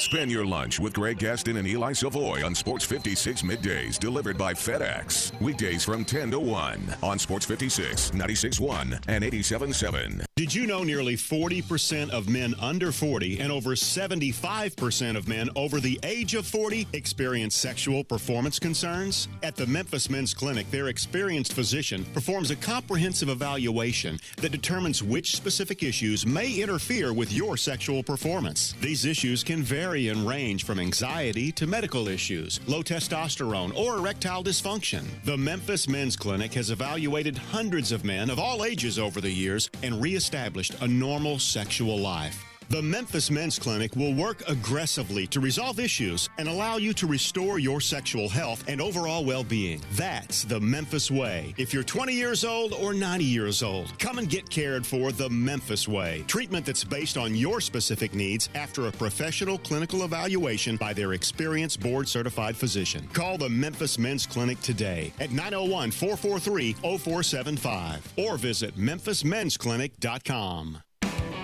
Frontier Western Store is open and ready to serve you for all your needs in boots, apparel, pet food, and more. Frontier is proud to be a local leader here in the Mid-South when it comes to boots. Stop by the store today for an incredible selection of name brand work and dress boots. Come browse aisles and aisles of top quality boots at everyday low prices in our world famous boot showroom. Dan Post, Rocky, Durango, Twisted X, Georgia, Ariat, and many more. There are so many styles, colors, and fits available, you might need a hand picking out your favorites. Luckily, Frontier's knowledgeable sales staff will cheerfully assist you with any questions you have and ensure the proper fit of your new boots.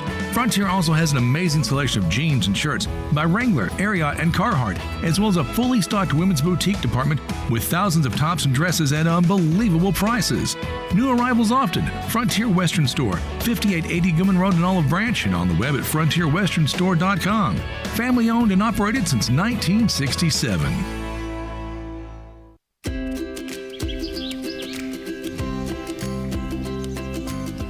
Summertime and the living is easy. No more cutting or paying utilities. Literally, you guys, Town Village Audubon Park, nestled in the heart of East Memphis, located corner of Park and Cherry, is a beautiful residential neighborhood. Looking for a great place to retire, but you still have a very active lifestyle? Then visit Town Village. Only requirements that you're 55 plus. Prices per month starting at $24.50. The Gourmet Chef welcomes you to visit our restaurant and bistro. Package includes 3 complimentary meals per day, maid service, free local transportation, monthly coffee club, themed dinner parties, lots of fun. Visit us and call Daniel or Bo at Town Village Audubon Park at 901-374-7342. There's no place like home. Town Village Audubon Park.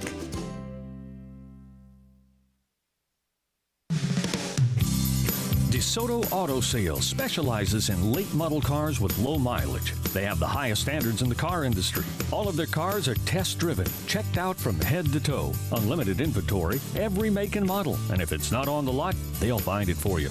Walk in the door of DeSoto Auto Sales, 5704 Goodman Road. Within 45 minutes, you can test your car, get credit approval, and finish paperwork within an hour. No shortcuts at DeSoto Auto Sales. Kind, courteous employees, a down-home environment. DeSoto Auto Sales cares cares about your time. Lowest prices in a 350-mile radius. We're living in a world today where time does matter. Visit them online. Check out their referrals. DeSotoAutoSales.com.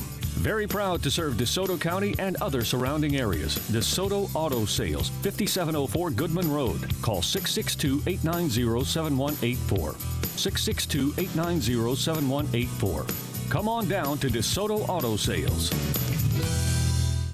The Home Depot is cooking up new ways to start summer here and bring summer home. From online ordering to free delivery and convenient store pickup, we're helping make sure taking care of your summer projects is a breeze. And summer savings on all your favorite brands make things even easier. So freshen up the deck, fire up the grill.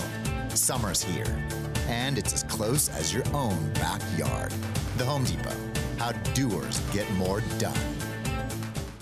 Now, more of Sports Time on Sports 56 with Wallo and Stats. This hour of Sports Time is brought to you by Homer Skelton Hyundai. Here once again are Dave Woloshin and Brad Norsworthy. Thank you very much, Carl Morris. No Dave. He'll be back with us 2 weeks from today. He's taking some well-deserved time away. Drew Barrett co-hosting with me for these 2 weeks as we pull out of the first half of 2020 and head more traditionally through the years toward the football half of the year. And we hope we have football this year. And I know someone that really hopes we have football. Longtime friend of this show, longtime friend of this radio station. 10 years as head coach at Arkansas, 4 years as head coach at Ole Miss, 14 in the SEC. In dog years, that counts as about 35 years, doesn't it, Coach Houston? That's a good way to put it right there, Brett. The only bad thing about it, they only paid you in years. They should have paid you in dog years, shouldn't they? Yeah. That'd been nice. That's all right. They did okay. How you doing, Coach? I'm doing good. Y'all doing okay? Doing well. We are, and we are apprehensive, anxious about the college football season. But I told our listeners where I wanted to start with you in the summer of 1998 before your first game at Arkansas. How would you have liked to have been dealt this hand and you really not see your team maybe until August? Yeah, that I tell you, there's a lot of. I've been thinking about that. What Coach Pittman and his staff are going through. You know how anxious they are, and boy, you don't have spring ball, and now you just don't know for sure exactly when you're going to start. You're hoping that everything starts on time, but to answer your question, you'd be full tilt and very anxious because the players don't know you. You really don't know. They don't know your terminology. Don't know your playbook. Now you had I'm sure we would have had a lot of Zoom meetings and some of those things, but you know how it is. Unless you go through it through the spring, that's where the August days will be so important. And you probably will need a couple of two-a-days there to really to get into everything and let everybody learn about each other. That you think you know, but really you don't. And that's what creates all the anxiety and anxious. You're so anxious to get out there with your players and coach and get let everybody see really what you're about. And Coach Pittman, he has that, but as well, Mike Leach at Mississippi State with his very complicated offense, Lane Kiffin at Ole Miss, and Eli Drinkwitz at Missouri. But three of those four in the SEC West, you coached at two of those three places, Houston. In the SEC West, the toughest three jobs are Ole Miss, State, and Arkansas, whatever order you want to put them in, isn't it? I believe that. I believe that when you look at the West, and you look at Alabama, Auburn's, LSU, you look at Texas A&M, you look at location, it's not easy. But being from Arkansas, is a special place to me. And you always started at home, recruiting at home, making sure those walls were very, very high to keep the ones that you had to keep in the state. And then you had to be a great recruiter to go out of the state to finish up your roster.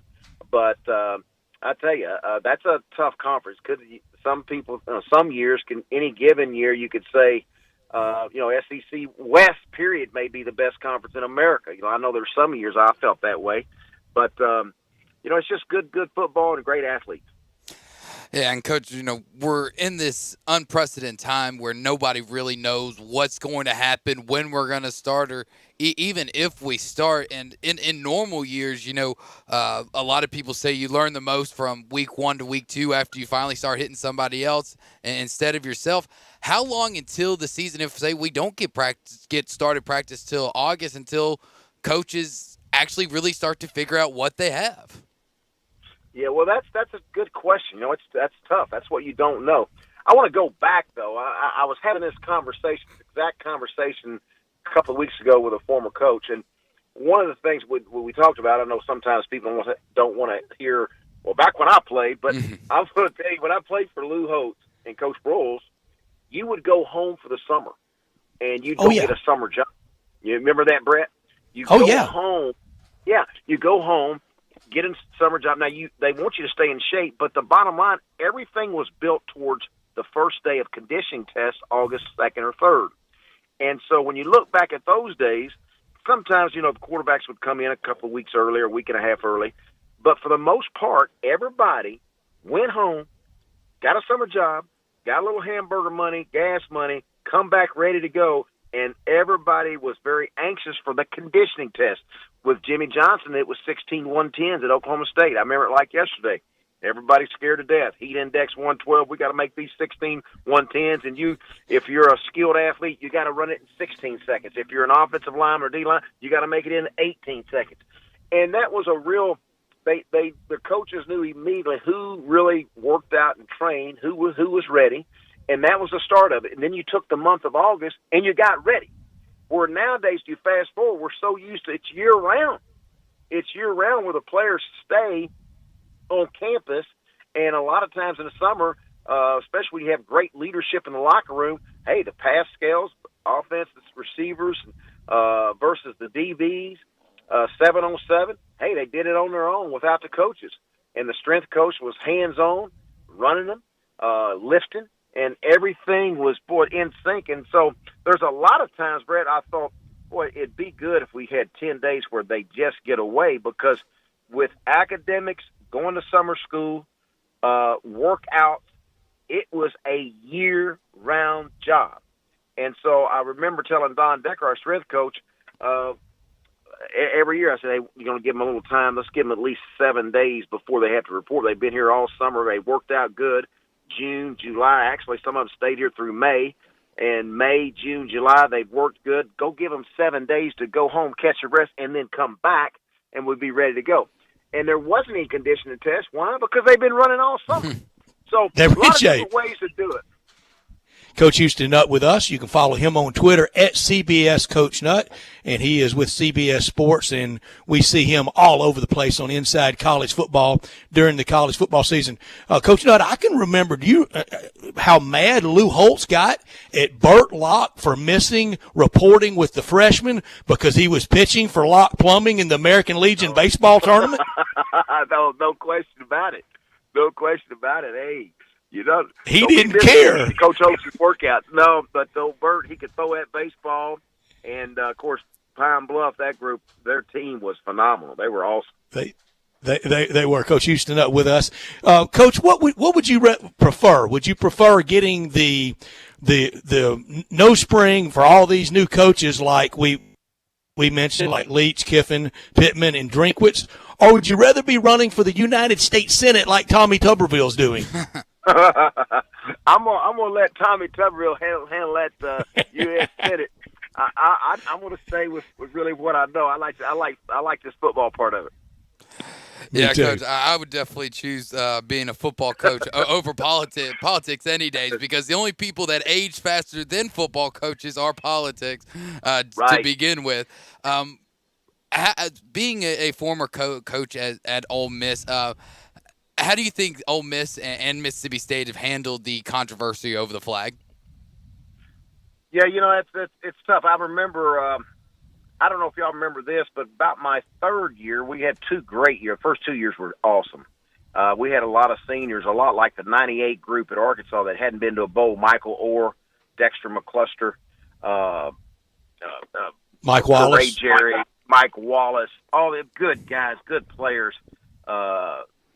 Poe, Big Poe, and all these guys, were so good, but they'd never been to a bowl. So had 2 great years. The third year, I remember the athletic director and the president when they listened, we're gonna do away with the song. And I said, okay, what song are we talking about? The South is gonna rise again. And I said, all right. And then we're gonna do away with the mascot. So right in the middle of that third year, there was a lot of turmoil about mascots, because then you have the older alums calling me saying, Coach Nutt, now if you get behind of getting rid of our rebel, I'm gonna be very disappointed. I'm not gonna support you. Then the newer side, hey, we got to get rid of the rebel. That's bad, blah, blah. So you get all that going. I hate that in the middle of the year. Mm-hmm. I really hate it. And the one thing I'm very thankful for, I have a mother and father who, my father's passed. He passed in 2005. And he played for 2 of the greatest basketball coaches in the world, Adolph Rupp at Kentucky and Henry Ibe at Oklahoma State. And he was the head coach, football coach, basketball coach, athletic director, track coach at Arkansas School for the Deaf. And to make a long story short, those were my playgrounds. But the one thing my mother and father never, ever brought up was, I don't know if y'all realize this, when you left school as a little deaf boy, you had to leave home and go to deaf school. There's one deaf school in each state. And so whether you're African-American, Native American, Chinese, Japanese, Mexican, whatever, it didn't matter. As long as you could sign and you could use sign language, you were in the family. And so besides my immediate family, the one thing I'm really proud of, we went to Little Rock Central, one of the first integrated high schools in America. It never was mentioned. The skin tone, the color of the skin never was mentioned. And I remember a lot of parents were trying to recruit my mom and dad to send my brothers and I to a private school when a lot of the busing started. My mom and dad wouldn't have anything to do with it. Nope. You're going to Forest Heights Junior High, Pulaski Heights Junior High, then you're going to Little Rock Central, period. And I say all that for this, guys. I just hate some of the things that I see now. When I look back at some of my greatest days, high school and college, the relationships I have with my players, and that's one thing I love about football. Hey, it doesn't matter what street you're from, what state you're from. When you're in that locker room and you're in that huddle together, it's brother to brother. And so I just hope we can, get on all on the same page, look at each other. It doesn't matter, white, black, yellow, red, black, and white, doesn't matter. And, hey, we're all brother. We're all got one thing we want to do. We want to graduate. We want to play football. And you just got to have harmony. And, boy, I hate some of the things I'm seeing. And we want to have good lives, and that's the Houston Nutt I have known for 45 years, what he just said, and I can attest his late father and Miss Imogene Nutt are pure saints and angels for sure. And Houston, I've told you many times, and I got it, you can see it in the Zoom camera behind me, back-to-back Cotton Bowls. As much fun as winning was for those years at Ole Miss, the back-to-back Cotton Bowls at first 2 years there, you giving me a ticket to sit both years by your mother. Dickie Nutt was there, but to sit at the table with your mother at those Cotton Bowl luncheons and how well they do it with Brad Sham hosting, that was among the most favorite things I've been able to ever do in college sports. Coach, this year we may see scheduling on the fly. We saw it in 2001. You and Coach Sproles had to, on the fly, schedule a game, I think, with Weber State. You're breaking in a new quarterback in Matt Jones, and you had to find somebody that Matt could get some experience against. We could see some of that this fall with cancellations. Well, that's the thing. You just don't know. You don't ever know what can happen, but you're exactly right. You bring up a good memory for us that we did have to schedule a game there. And it couldn't have been better, for a young guy. You're trying to break in, and that's why I hope that some of the non-conference games, boy, I hope they don't do away with them, because I got to coach at Murray State, and Murray State depends on those. They're like a lot of schools. You depend on playing some bigger schools for their budget, and boy, you're seeing there's a couple of schools now that are dropping other sports, but I just hate to see that. And that's the kind of the time we're in. So you're exactly right, Brett. Anything can happen. You just don't know. Well, head is on a swivel, because you may have to try to schedule somebody that's not on the schedule right now. But hopefully, we can get this thing going where we can stay healthy and have a good plan, have some good policies where, you're taking care of somebody's most valuable possession. That's somebody's son, and that's important. And then that's right. Not even speaking about the students as well. So it won't be easy, but I'm sure hoping we can get this done. Yeah, and Coach, last thing for me, you just brought up how a lot of these smaller schools really depend on that type of funding, and now we're seeing the bigger schools, especially in D1, not have that funding to even give them, probably go from $1 million per game down to a half. As somebody who's maybe has been in some of those budgetary meetings for what you need as a program, was there ever a thought or a talk of maybe we shouldn't spend this money now, maybe we should kind of put it away just in case?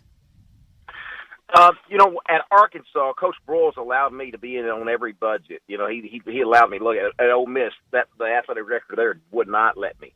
So I'm going to speak from Arkansas. In Arkansas, Coach Broyles was so good. If I was, he would always say, if I was in business, it would just be football and basketball. But it's not that. It is a people's sport. It's a school, a university, so he wanted all the sports. And he would say point blank, he'd have about one major meeting, guys, before the year, and he'd leave us alone. But the first major meeting was, hey, this is Houston Nutt, our football coach. You want him to win. And tennis, golf, track, you want him to win. John McDonald's going to win every championship, and that's wonderful. But we need the budget from the football. We need these fans in the stands. Basketball, Nolan Richardson, stand up. He's our basketball coach. 20-something% of the revenue is going to come from basketball. We want him to win. And he would lay it out, and he said, we want baseball to have all the opportunities. But it's football and basketball that are the backbone that's going to help the women's sports and help all the other sports. And he wanted to give. To answer your question, he wanted everybody to have a chance. He never talked about cutting. If anything, he talked about adding. He never wanted to cut. And so he was a go-getter. Go ahead, Brett. Coach Nutt, he looked at it like the military. If you needed 2 new blocking sleds, buy 6. Right. That's right. And now he'd check the prices on it. He wanted a good deal. but no, you're exactly right, Brett. It's a good point. But he was so good and such a giver. Taught me so much about giving to every program to give them a fair opportunity. Last thing for Coach Houston Nutt today, or with the announcement that the New England Patriots are going to sign Cam Newton. That 1 year, 2010, that he won the national championship, led Auburn to an undefeated season. They beat Oregon in the championship. He wins the Heisman Trophy. We saw that night, though, probably the Cam Newton play of all time. They put him at receiver. Cody Burns throws a ball that would have gone into a shoebox. Post-game that night, Coach, I defended Jeremy McGee's defense of it, and Cam Newton goes up and makes that catch in that northeastern corner of Vaught Hemingway. Was that not unreal? It was unbelievable, and I'll say this, Cam Newton, I don't know if you remember this, Brett, but I remember going into this defensive staff saying, listen, Cam Newton just ran for 250 yards versus LSU. Hey, let's load the box. Let's load the box. Let's make him beat us with his arm. Let's put 8, sometimes 9. And so they did. I look up in the first quarter, he's got 300 yards passing. And this guy is so good at both. And you mentioned him being moved out to wideout. He was 6'5", every bit of it. Could run, could throw. What an athlete. And he was something. He was just Superman out on the field, and especially that night. He was something to see. Coach Houston Nutt, it's so much fun to visit with you. Have a great Independence Day. I hope we have college football, and hope we can catch up with you a bunch. And my very best to you and yours. Hey, thanks for having me, guys. Y'all have a good one. Thanks, Coach. You got it. Coach Houston Nutt talking college football with us. And that night, Cody Burns from Fort Smith Northside, he made a great throw, but Cam Newton makes that catch. And I thought, what is it he can't do? Put him on defense. He could play rush defensive end, and then drew that, I think maybe after his rookie year, we're at the Super Bowl. It might have been the Super Bowl he was in, and we had on Paul Hornung from those famous Green Bay Packers teams. And he said at 6'5", 255, 260, that he was bigger than any of the offensive linemen that he had with the Green Bay Packers. That's how good Cam Newton was. We wrap up this hour. After this break, you're listening to Sports Time. Want to get your voice heard? Hit us up on the First Bank phone line or First Bank text line. Hi, this is John Conway with Conway Services. How old is your water heater? With most of the water heaters in the Mid-South located in the attic, the worst day you can replace your water heater is one day too late. It may be time for a tankless water heater from Conway Services that never runs out of hot water. Plus, these energy-saving models only heat the water you use, saving you money on your gas bill every month. Most 10-year-old water heaters were about 65% efficient when they were new, compared to a tankless water heater from Conway Services is up to 98% efficient. Plus, right now, get your tankless water heater from Conway Services for as low as $79 per month, or I'll give you $300 for that old tank water heater. And no more worrying about that tank bursting in your attic either. And with over 8,000 5-star reviews, you know Google guaranteed Conway Services will be providing that award-winning service every time. So call Conway Services, the Mid-South's premier tankless water heater professionals at 384-3511. And the first 30 callers with a 10-year-old water heater will come out and inspect it absolutely free. Call 384-3511. Conway Services. Call Conway today.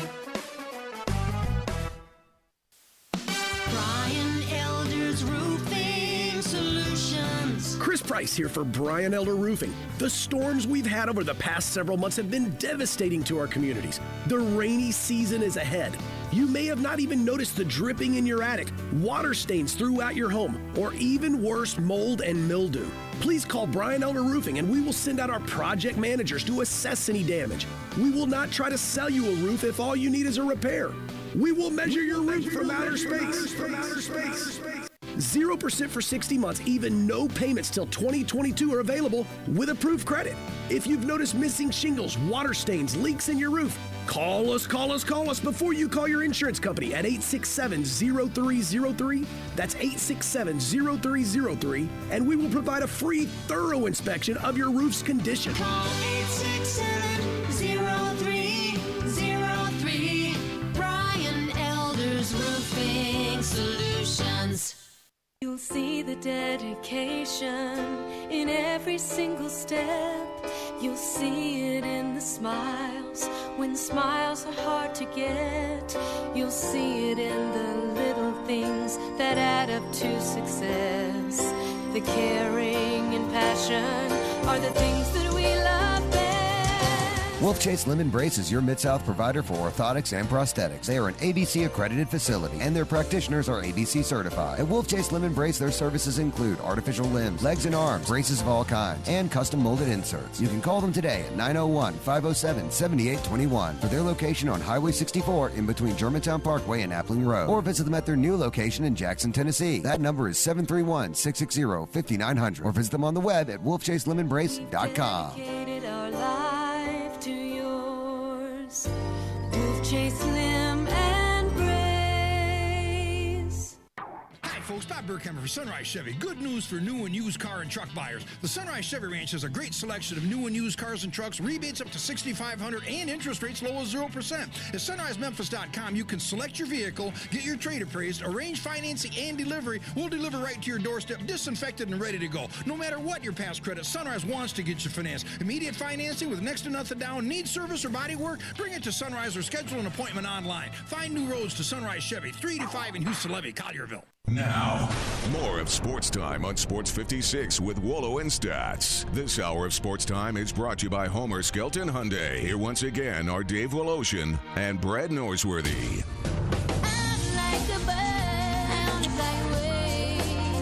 Drew, it made the rounds about Buster Olney being very, very pessimistic about the baseball restart, much less the finish. He put the finish at 0 and the restart at 5%. Brian Windhorst, who covers the NBA for ESPN, he put the restart at 100% for the NBA and the crowning of a champion at 90%. Give me yours for both of those. Well, starting and finishing. I know some people have criticized Buster Olney for that fact, but as we talked before, I'm pretty much right there, about as close as you can be. I'm right now at about 2-0. I'm even a little less. He may be more optimistic than I am. He is more optimistic than me because, like I said, until that first pitch is thrown and at least every team plays out at least one game. So we got to get to the six and a half innings. So as soon as we get there and we have an official game, then I'll believe that we're going to have a start. As far as the NBA goes, I just trust Adam Silver's leadership so much better than Rob Manfred's. If Adam Silver says that they're good to go, that they've got the plan in place, that they know that there's going to be some hiccups, but that they're going to be prepared for it, then I trust him. If Rob Manfred came out, read word for word what Adam Silver said, I'd look at him dead in the eye and say, "You're lying to me." Wouldn't believe a word he's saying because of the years of dysfunction, even in the good times. These bad times have really shown a lot of people in a lot of different ways to really be what they are and who they are, both for the good and the bad. The Grizzlies, when they get to Orlando, first game will be on Friday, July 31st. That'll be against Portland. That'll be a 3 o'clock game. On Sunday afternoon against San Antonio, another 3 o'clocker. Monday, August 3rd, 5:30 game against the Pelicans. A Wednesday afternoon game against Utah at 1:30 in the afternoon. A 3 o'clock game against Oklahoma City. A 1 o'clock game against Toronto. And a 5:30 Memphis time scheduled start against Boston. And then to be determined against Milwaukee. And I'm sure they're waiting for preferred television at that point to see how much it really matters.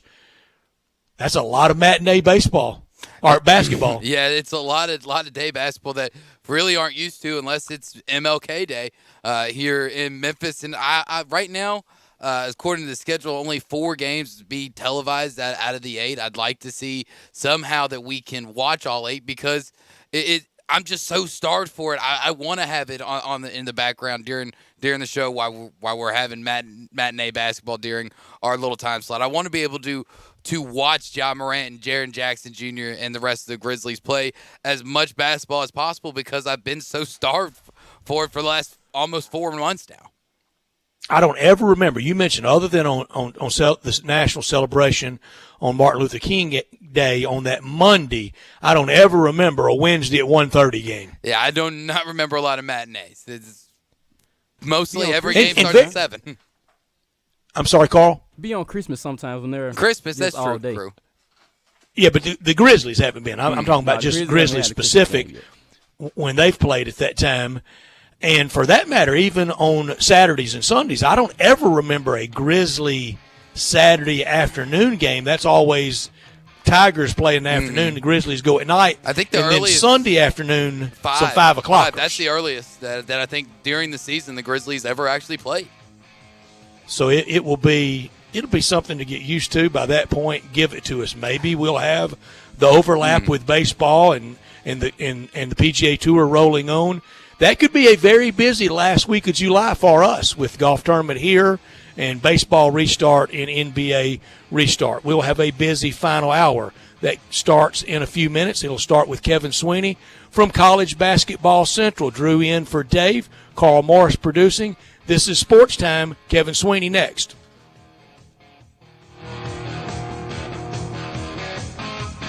Hey, sports fans, you already know about the great steaks at the Butcher Shop Steakhouse, a Memphis tradition since 1981. They specialize in hand-cut aged beef right over that hickory charcoal. But did you know the Butcher Shop also has great seafood items, from fresh Atlantic salmon with dill sauce, pan-seared red snapper with sautéed shrimp and Cajun cream sauce, Canadian cold water lobster tails, crab stuffed shrimp, homemade lump crab cakes, and a whole lot more. Oh, and don't forget the Fresh Burger Fridays for only $8.95.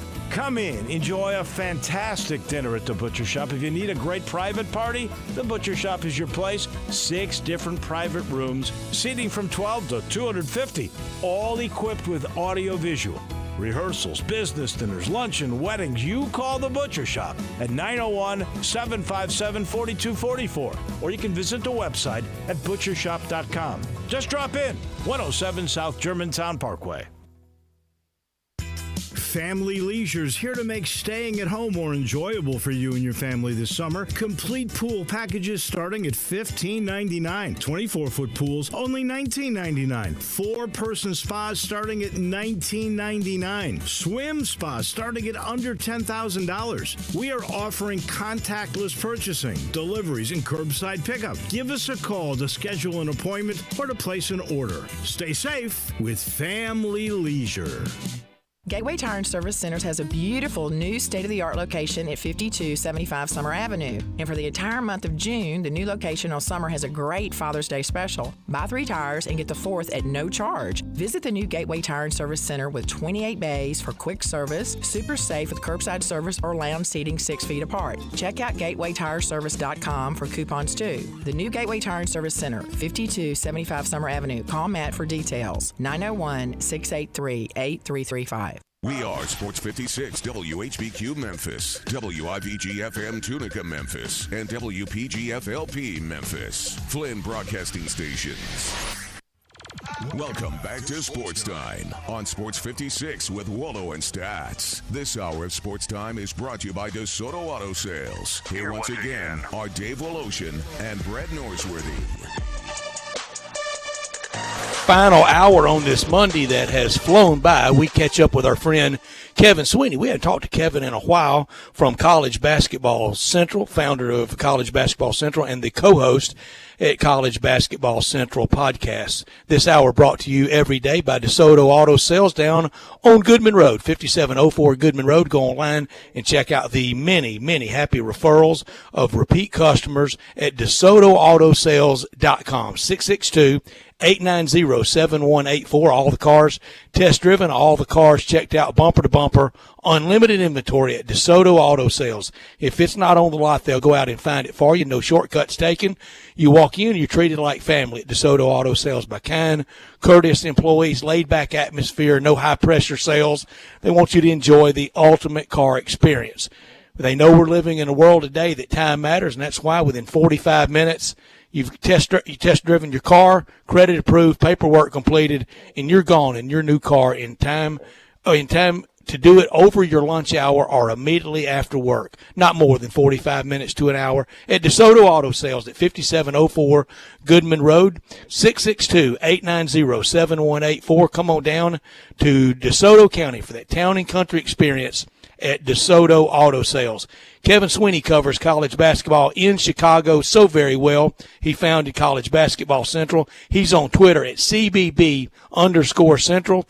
And Kevin, we have worried about college basketball maybe a little bit being forgotten. I know the monolith that is college football, it has to start. We want it to.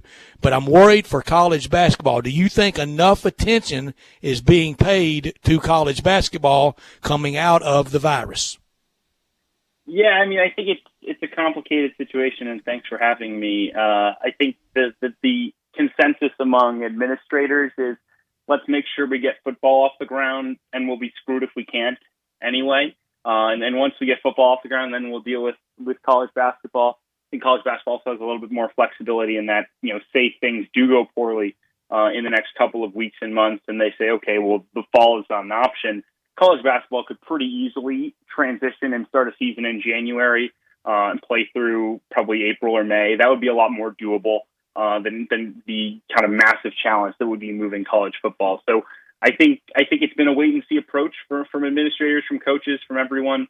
But it's definitely on the minds of every coach that I talk to, and they're I wouldn't say they're desperately concerned. I think there is a confidence level that this will get done, but the virus dictates everything, not necessarily anything else. Yeah, Kevin, the conversation has been about football, and ultimately because that is the first sport that kicks off the college athletic season. But here in Memphis, football, we hadn't had any positive tests really, and we can't 100% say that the 3 positive tests that we got last week were on either men's or women's basketball, but it just kind of lines up with the positive test came out the day after the men's and women's basketball team reported on campus. Do you think that college basketball has a better chance of kind of reaching some type of herd immunity due to the fact that they're on campus a lot longer than college football? It's going to be complex. I think so much of the transmission, as I understand it from reading up on all the different outbreaks that have happened on college campuses so far, it has very little to do with what the team is doing and everything that has to do with what the players are doing when they're not with the team. The LSU situation where a bunch of players went out to a nightclub and they got infected. Kansas State, there was a party. So I think with a basketball team being as small and tight as it is, it wouldn't take much to have one big get-together that kind of derails things for a couple weeks. But at the same time, again, then people would be, essentially past the virus and theoretically be fine for the season. So just on numbers alone, it does simplify things a little bit. It's also a little easier to keep track of everybody if you're a director of ops or a assistant coach who's trying to keep an eye on everybody, make sure they're not breaking the rules. It's just a little bit easier with a basketball team. But yeah, at the same time, if it happens during the season, and 4 players get sick, 4 football players getting sick, not a big deal. 4 basketball players, all of a sudden you're down to 8 guys. So that's something that comes challenging with college hoops, maybe not so much with football. Kevin, we're getting close to having most of the college basketball rosters settled here in Memphis. We're still waiting on the announcement by Moussa Cisse. That could come midweek to the latter part of the week. Feels like it's LSU or the hometown Tigers. But who do you think has won the transfer battle this year around college basketball? Well, it's difficult because we're approaching 1,000 now at this point. Just the raw numbers we've seen in the portal, I think some people thought things might be a little bit quieter this year because guys wouldn't know what to do, and instead it's kind of swung the other direction. It's difficult to pick one winner. I think when you look at some of the guys that have come off the board, Arkansas grabbing Justin Smith was the big name that they were able to pull off. But not only did they do that, they had Jalen Tate from Northern Kentucky, who's a really good player. They also added Vance Jackson from New Mexico. I think Arkansas has done a tremendous job. Marquette is a name that definitely deserves recognition for landing DJ Carton, who I think is one of, if not the best transfers this year. I think he's going to be a guy who averages 20 a game for Marquette. BYU pulling off Matt Harms was massive. And then Memphis, obviously. Memphis gets Landers Nolly. That was the big one. But then DeAndre Williams is a guy I don't think people realize how good DeAndre Williams is. He is 6'9", he can shoot, he can play on the perimeter, he can play inside. He is a pro. So Memphis did a tremendous job in the portal, and plenty of movement as always. I thought you might say Iowa State, and that has a Memphis tie and an Ole Miss tie. Yes, indeed. Iowa State did. I was talking about them on my podcast last night. And it's interesting because they were in a weird spot where they couldn't get rid of scholarships. They had several open spots. They were coming off a tough year. They're losing a star in Tyrese Halliburton, and they just slowly scrapped together a really nice group. You bring in Blake Hinson in the last couple weeks. It sounds like he will be immediately eligible, which will be huge for them because Blake Hinson, in my mind, is an all Big 12 caliber guy potentially as he continues to develop his game. So to add him. To add Tyler Harris, we'll see on his waiver. It gives them a fighting chance, and they'll be very interesting to watch under Steve Prohm next year. Yeah, like Brett mentioned earlier, how we were all still sitting on pins and needles waiting on Moussa Cisse to ultimately pick and decide. But we saw Amani Bates, a top prospect in the 2022 class, go ahead and commit to Michigan State. Why was he able to make a decision so quickly in a basketball world that seems to be wait till the last minute, build up as much suspense as possible for the hat dance? And can he guarantee me 2022 gets here, Kevin? Hey, man, it's crazy. But Bates is a generational talent. Bates will, I think if you were to poll NBA executives, if you could take one player of any age at any level right now to start your team with that's not currently in the NBA, it would be Amani Bates. And so we'll see with him whether he actually makes it to college basketball. There's wide discussion that the prep to pro direct path will begin by 2022, in which case he would be able to go as an 18-year-old instead of having to kill one more year, there's also the possibility that he could reclassify and graduate high school in 2021, then go to college for a year, come out in the 2022 draft regardless. But he's an immense talent, and he's a guy who, Michigan State was really the only program that devoted significant resources to recruiting him because there's such a belief that he's never going to play college basketball. But regardless, a huge win, and it does certainly illuminate the differences. And some guys wait really to the last minute, like Cisse. Some guys really just don't know what year they're going out. I think that's the biggest thing. Cisse was in 2021. He reclassifies. There is such a flexibility now to when you want to graduate high school to come play college basketball. I think that creates a certain level of uncertainty with recruits. And some guys pop early, like Bates, and they'll figure out the year later. Some guys wait for the year and then figure out where they're most needed, and that's the Cisse case. Kevin, when the 30 for 30 or the story of who might have won, who might have been standing there with one shining moment playing at the Mercedes-Benz Dome in Atlanta on that first Monday in April, what teams could you write the script for?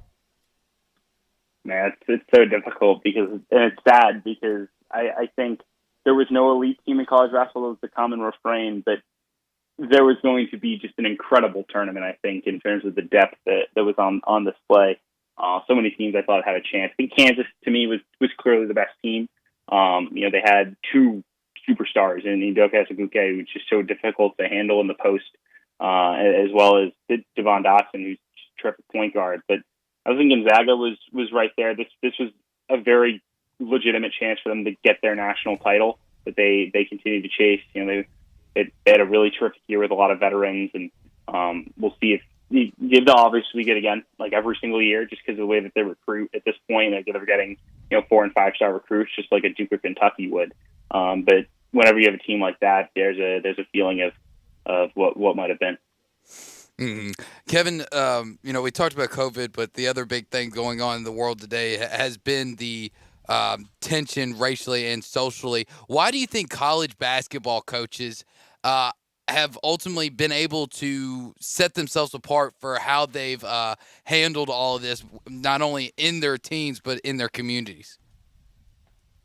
It's interesting you ask, because I've tried to have some of those conversations with coaches, asking, what can I do to help out and amplify your guys' voices, and also, what are the issues that you see, whether that's, quite honestly, there's a lack of black coaches in college basketball that needs to be addressed. But the issues are obviously bigger than that. And I think we've seen this in college football with the Kylan Hill situation at Mississippi State, but college athletes now feel more and more empowered to speak their mind and use their platform to really make a change. And I think coaches realize that they can't, not only do they have a platform, but they have the ability to open their players up to using their own platforms. Because I think in the college structure, college players are, it's so tied to, okay, I don't want to annoy a booster. I don't want to annoy a president. I don't want to annoy an athletic director. I think coaches and players now realize it's important that we bring this up, and I don't care who gets offended, because with an issue like Black Lives Matter, it's literally like, if I'm a black basketball coach and you have an issue with me saying Black Lives Matter, then I probably don't want to work at your university. And Kevin, it's time for some people to be offended. Yeah, absolutely. I mean, it's time to break some eggs, and we have across college sports. I think back, a lot of the attention that the flag issue in the state of Mississippi that it naturally drew over the last few days. But I think back to last season on a day where the Ku Klux Klan was protesting in Oxford. Now it was about 4 or 5 dopes in their outfits, but they garner a lot of attention. And the Ole Miss basketball team that day, in unison, all took a knee during the national anthem. I was at the game that day, and they had a last-second win over Georgia that day that really was the one that sealed the NCAA tournament game. But that day, Kermit Davis and then Ross Bjork, the athletics director, they did not flinch. They did not – I mean, it was not even any question that they were going to be supportive of their student athletes, of their men on the basketball team, Kevin. Yeah, and I think those things are very very hardening to see, right? And I think, with an example, you got a white coach, a white athletic director, Kermit Davis, a guy who, is a Southern gentleman kind of through and through. And so I think there's certain questions sometimes that are raised of like, are these people understanding of what the plight is of a black college athlete now? And I think in the conversation I've had with coaches, both white and black, the biggest thing they've said is like, we just have to be more open with our teams. And we need to share and understand them as people and not just as basketball players and not just as making sure that they're passing their classes. Kevin, I think a developing story for college sports, you saw it over the weekend with Under Armour basically trying to get out of the deal with UCLA and with Cal Berkeley. That could be big money. It could be the first of a lot of dominoes to fall with narrow budgets. UCLA, Mick Cronin, great first year. He wasn't going to win the tournament this year, but it was a really good story. I think he probably would have garnered some National Coach of the Year consideration. It's just not the job it used to be. It's not even the job it was when Steve Lavin had it. 100% agree. Yeah, it is a weird spot right now, UCLA, where basketball has, it is outsized its own expectations, where the fans still believe that they are this truly elite titan in college basketball. And like, that's just not how recruits see it. That's not how power brokers throughout the business see it. And quite frankly, that's not how the money lines up. And this Under Armour deal would be a massive additional blow to that, because the Pac-12 has really fallen behind on TV money. And I know I've heard Larry Scott the Pac-12 commissioner, talk a little bit about how he believes that they're positioned to do really well on their next TV contract in 2025, and he believes he'll kind of silence the doubters. But right now, Pac-12 schools make somewhere on the order of $20 million less a year annual revenue distributions than Big Ten schools. And then you add in now that record Under Armour deal that was probably keeping UCLA competitive budget-wise with Big Ten programs, let's say. That would be a massive loss. And I don't think they're replicating that because UCLA, like you said, is just not seen in the same light. So we'll see if this becomes a larger trend throughout the industry of shoe companies trying to get out of contracts and really shaking up the sponsorship model in college sports. That would certainly be very significant as budgets are already very tight. Yeah, and one thing that I'm kind of looking at, kind of seeing that could possibly be a possibility going forward with all this stuff, with the loss of revenue for a lot of these smaller schools, when they play football, to kind of help support their basketball program who is playing D1. With us having over 300 D1 teams and the way that financially is going, could we see that number shrink and a lot of schools maybe not get rid of basketball, but at least drop down to D2?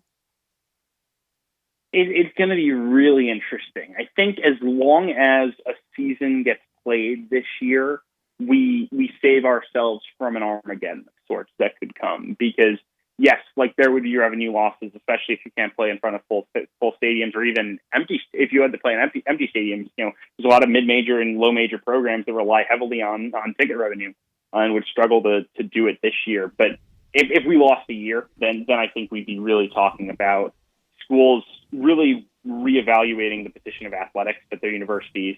Because you figure if school isn't playing sports, kids aren't on campus, which means room and board revenues are down. A lot of colleges are running tighter margins, don't have massive endowments. I'm fortunate.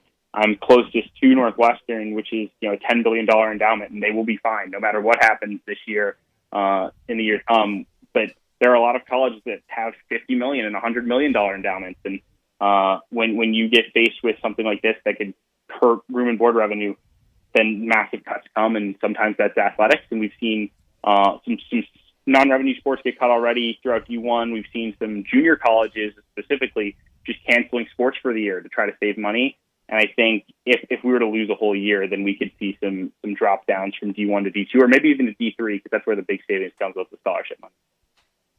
Kevin, thank you for your time today. We always love catching up with you. I love all the content that you have at College Basketball Central. Great Twitter follow at CBB_Central, and we'll do it again soon. Thank you so much, Kevin. Absolutely. Thanks for having me. Thanks, Kevin. You got it. Kevin Sweeney talking college basketball with us, and the very real idea, like he said about the Northwestern endowment that he knows so well. Drew, there are going to be some that come out of this fine. Take Northwestern, for example. What if we have the doomsday, but this is their opening to emerge from this in very strong shape? You had it in college football in and around World War II. We saw it with the service academies being so strong then, but also this school, the University of San Francisco, at that time was a really good college football place. I mean, it was more than just Bill Russell and Casey Jones years later. Ollie Matson was a great tailback there. I know nobody, people listening don't have a clue who that is.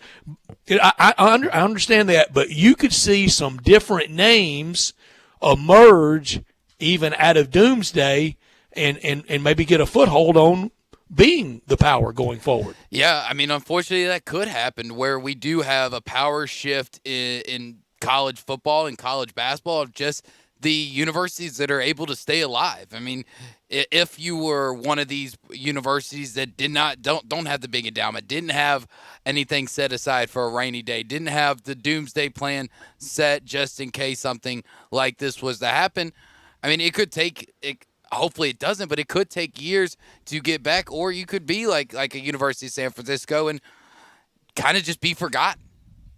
You're going to laugh when I tell you this, and I know you came home with some of the history and record books of it. There was a time that Marquette played in the Cotton Bowl game in football. Yeah, I do remember seeing that because it stood out to me so crazy. That Marquette. I don't think I've ever seen Marquette play football. No, it's been a long time, and they even had a different nickname then. You know, for a long time they were the Warriors, and they changed from that to Golden Eagles. Now, I want to say they were like the Golden Flashes or something like that when they had teams go to the Cotton Bowl. I can remember. Well, it was before me, but in Southwest Conference lore, there was a time that Rice was really good in football, and it's been a long time since they've consistently been even decent.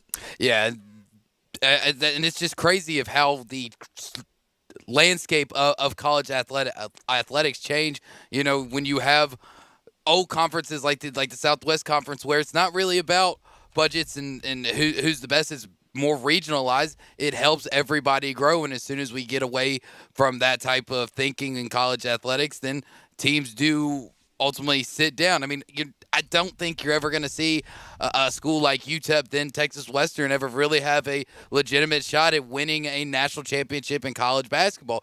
You're not going to have a school, say, like Marquette back in the day that was able to go to a Cotton Bowl. It's kind of, this might actually be the great equalizer of between the haves and have-nots, just depending really on how well the quote-unquote now have-nots haven't planned. It's a matter of, how you emerge from this, if indeed no college football and the ice age, the catastrophe, the doomsday happens, and it will happen. We're already seeing it. Coach Houston Nutt mentioned seeing what it's doing to places, and his familiarity and his love at Murray State. That was his first head coaching job, and you're seeing a lot of places everywhere. Men's tennis getting wiped out at places. Yeah, it's ultimately, and it's kind of just where we are in a sports society today, especially here in America.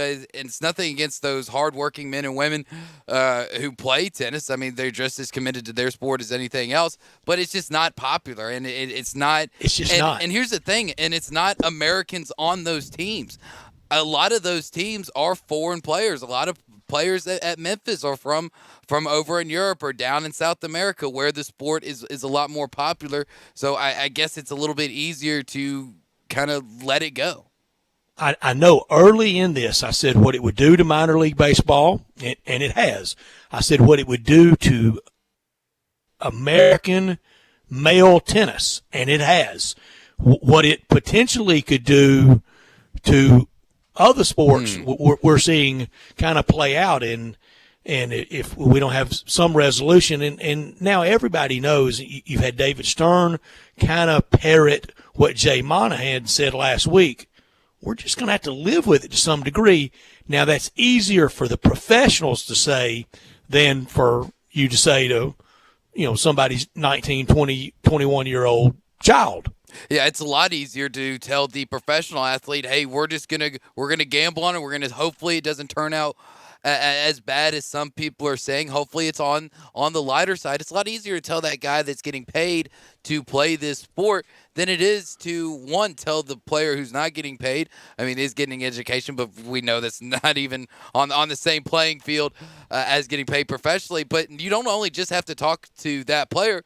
You then have to convince their parents who are sending them to said university that they're not using their children as kind of lab mice to see how well this whole thing's going to work out.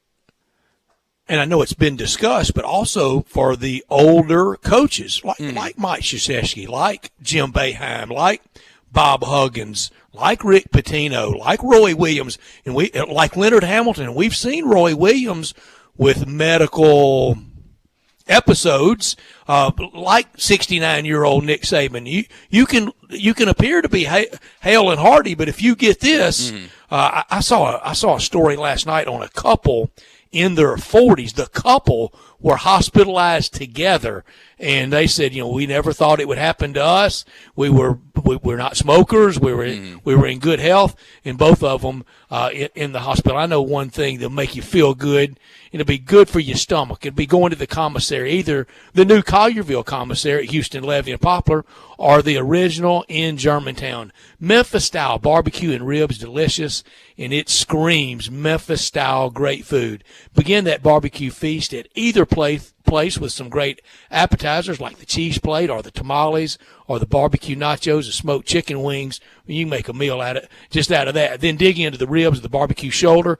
Get it chopped or pulled on a sandwich, a big sandwich, or you can get it on a plate. Comes with beans, slaw, deviled eggs, bread as well. You can order it by the pound or a 6-pack or an 8-pack or a 12-pack. We give 6 packs of barbecue away to the commissary either in Collierville or Germantown quite often on this show. We will later in the week for sure. The salads, they're terrific. Everything's great at the Collierville commissary at Houston, Levy, and Poplar, or the original in Germantown, and wrap it all up with the best desserts in town. The best lemon icebox pie I've ever had anywhere, and the banana pudding. It is terrific. 901-754-5540. Call them right now or go online at commissarybarbecue.com. Make your order. You can pull right up. Contact free, pay, swipe, you're gone in Collierville and Germantown. Also great party areas in Collierville for distancing if you need that. Our friend Walker Taylor, he's done it the right way at 2 great Memphis landmarks, the Collierville Commissary and the Germantown Commissary. When we come back, first list of the year. I'm ready. I think so. I believe so. First list of the year. I think it is. We at least waited till almost June 30th, didn't we? Almost to the quote-unquote July show. We did wait. AAC quarterbacks, that's next. Start your day with Sports 56 Mornings with Peter Edmiston and C.J. Hurt. Right here on Sports 56, 96.1 and 87.7 FM. The folks at Homer Skelton Hyundai want to say thank you. Thank you, Memphis, for another spectacular year. They set records, but I can understand why. You think about the product. Where else do you get a 10-year, 100,000-mile limited powertrain warranty? That's what you get on every new car at Homer Skelton Hyundai. Oh, and thank you again for the 11th straight year, the #1 certified pre-owned car dealership in all of Memphis. It starts with that product, but then it goes to the shopper assurance. Where else do you go where you get transparent pricing, flexible test drive, take the car for a couple of days if you want, streamlined buying process. You're not going to be there all day, in and out. And then, and I have not seen this anywhere else, the 3-day worry-free exchange. You buy a new car, if you've got any buyer's remorse, you've got 3 days to change your mind. Just get on Lamar, take it into Mississippi, the first exit's Craft Road, turn left, and go see Chris True and all the gang at Homer Skelton Hyundai. Brian Elder's Roofing Solutions. Chris Price here for Brian Elder Roofing. The storms we've had over the past several months have been devastating to our communities. The rainy season is ahead. You may have not even noticed the dripping in your attic, water stains throughout your home, or even worse, mold and mildew. Please call Brian Elder Roofing and we will send out our project managers to assess any damage. We will not try to sell you a roof if all you need is a repair. We will measure your roof from outer space.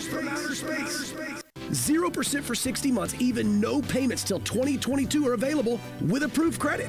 If you've noticed missing shingles, water stains, leaks in your roof, call us before you call your insurance company at 867-0303. That's 867-0303, and we will provide a free, thorough inspection of your roof's condition. Call 867-0303. Brian Elder's Roofing Solutions.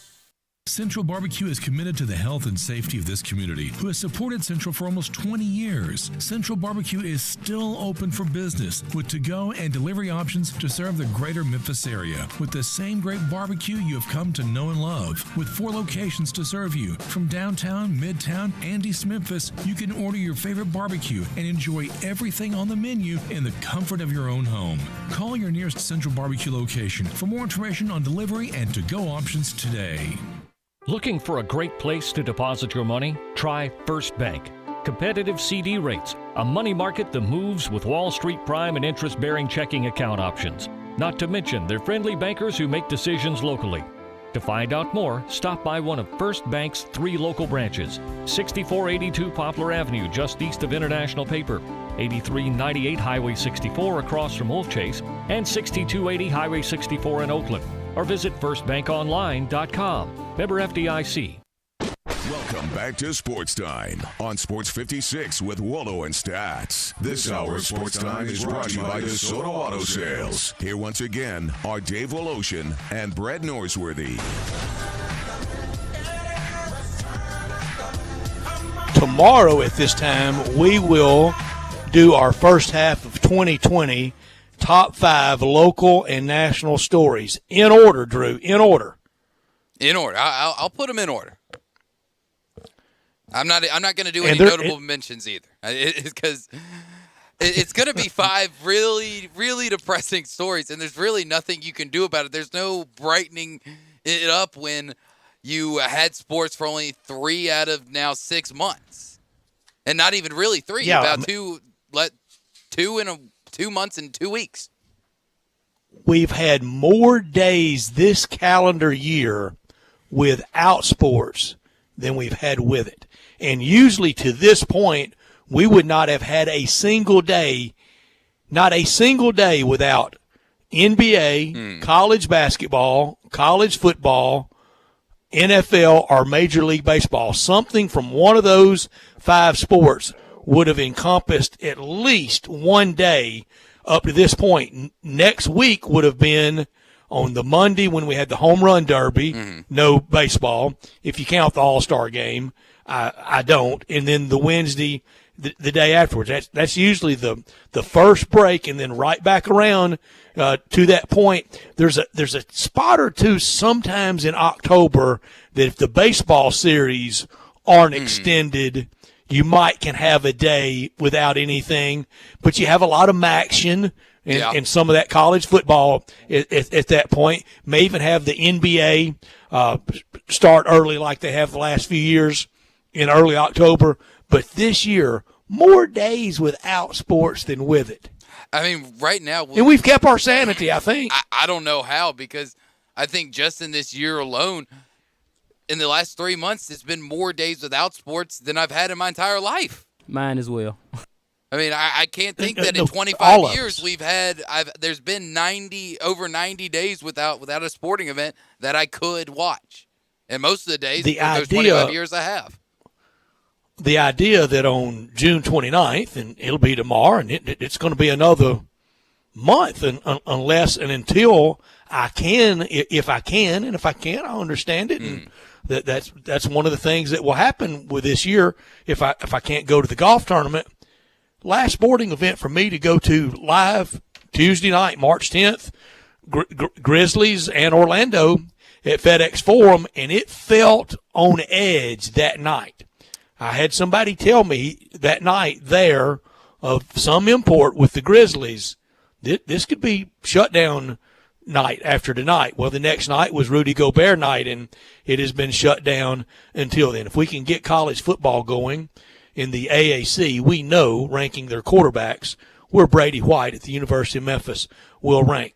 So we know he's going to enter the year as the number one in most lists of AAC quarterbacks. But here's what's really special, Drew, and I know you as a graduate and you loving them so much, and me following them all my life and knowing the history well, this is at least 6 years now, starting with Paxton in 2014, through his run, through Riley's run, now Brady White's run. At worst, the Memphis quarterback has started second or third in any of these kind of rankings. I think that you'd have to go back to probably, I guess, Paxton's first year for it to be as 2013 when he won the job? I'd say 2013, probably the last one that he's been out of the top five. I think 2014. I think five won't touch it. It's 1, 2, or 3. In 2014, just coming off the 3-9 season, but you saw so much that could happen, that was going to happen. Maybe entering that year. So entering that year probably was about the mid pack, but definitely left the year in the top 3. And I don't think Riley Ferguson ever had a season at the University of Memphis where he wasn't considered a top 3 quarterback, even going in, just because of the name Riley Ferguson, being a former Tennessee quarterback, and how well national guys knew he could play. So there really wasn't a question that he was going to be a top 3. And then Brady White, I think, is the exact same, coming from Arizona State. And you just kind of wonder. You wondered it after every single guy. After Paxton, can we catch lightning in a bottle again with Riley? Is he going to be able to do it? After Riley, there's no way we do it 3 times in a row. And then here comes Brady White. Keep doing it. And he's knocked them both out of the water. I think especially, just statistic-wise, Brady White will leave having better numbers than Paxton and Riley. Now, who's going to be that fourth guy in 2021? Can you catch lightning in a bottle for a 4th time in a row? That's going to be really hard, but the way that this coaching staff and Ryan Silverfield has done this offseason, I say not only is it possible, I think it's mostly likely they will. And the very direct linkage to that stability at that position, the most important position in all of team sports, it's been not only stable, it is excelled. Yeah. Thus, the team's won. Exactly. It's no surprise. And to hear David Cobb, when he lined up, quarterback, tailback, wide receiver, and he went Brady, Gainwell, Coxey as maybe the best in the country. I think isn't that something? I think statistic-wise, I think they are, and it's I agree. Not a crazy argument to be made. And not only did I just talk about we're catching lightning in a bottle at the quarterback position, but pretty much all the skills positions, going back to 2014 with Dorland Dorcius, and then to Patrick Taylor, Darrell Henderson, now with Kenny Gainwell. It just seems like you're catching lightning in the bottle all around. Go back to Sam Kraft, Anthony Miller, DeMonte Coxey. Now there's always playmakers. There's always going to be that guy, and who knows what's going to come up. Even sorry to keep bringing up examples, but names are just coming to me. You go to tight end, from Alan Cross to Joey Magnifico. Sean Dykes now is going to be, I think, the number one guy for the Tigers. And I've probably left out a couple names just right off the top of guys that have made bigger impacts than a lot of people thought they would. And that's why the Tigers have so excelled. I saw the Tigers in person twice last year. Opening day was kind of a slog, hot day, opening day.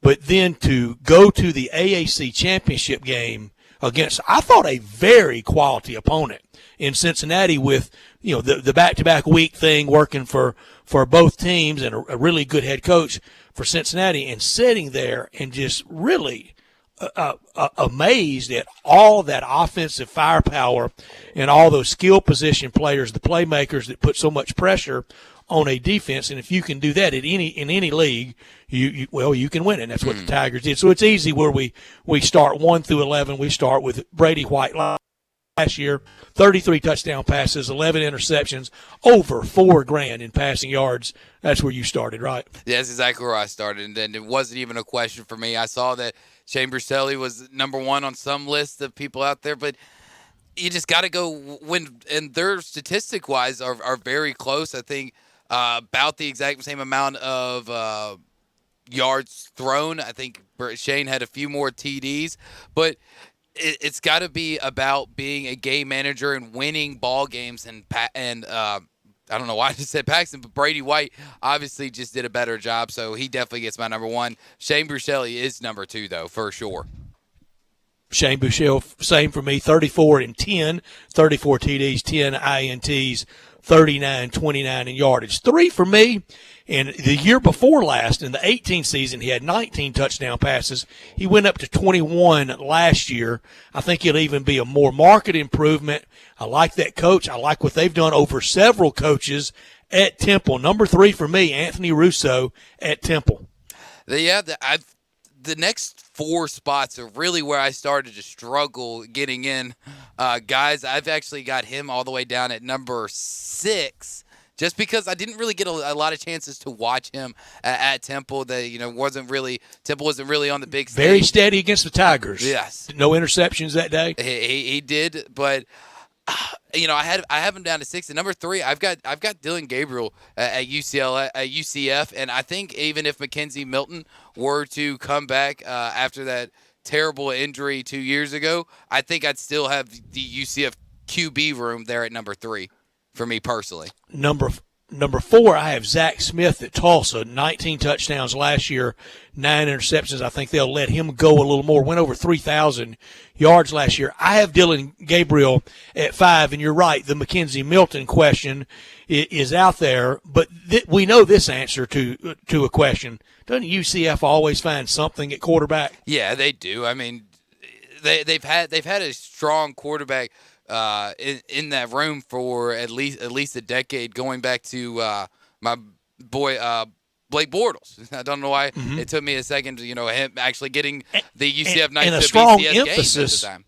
And a strong emphasis with Frost and Heupel on that position. So number 5, I had Dylan Gabriel. Number 6, I had Holton Ahlers at East Carolina. His numbers very similar last year to Anthony Russo's at Temple. 21 touchdown passes, 10 interceptions, over 3,300 yards passing. Yeah, I'd Holton Ahlers at number 4. I did have Zach Smith at number 5, and I think you can take 4, 5, and 6 and kind of just switch them out, and I'm not going to have an argument whichever way you want to go because they're all very similar, all throwing over 3,000 yards last year.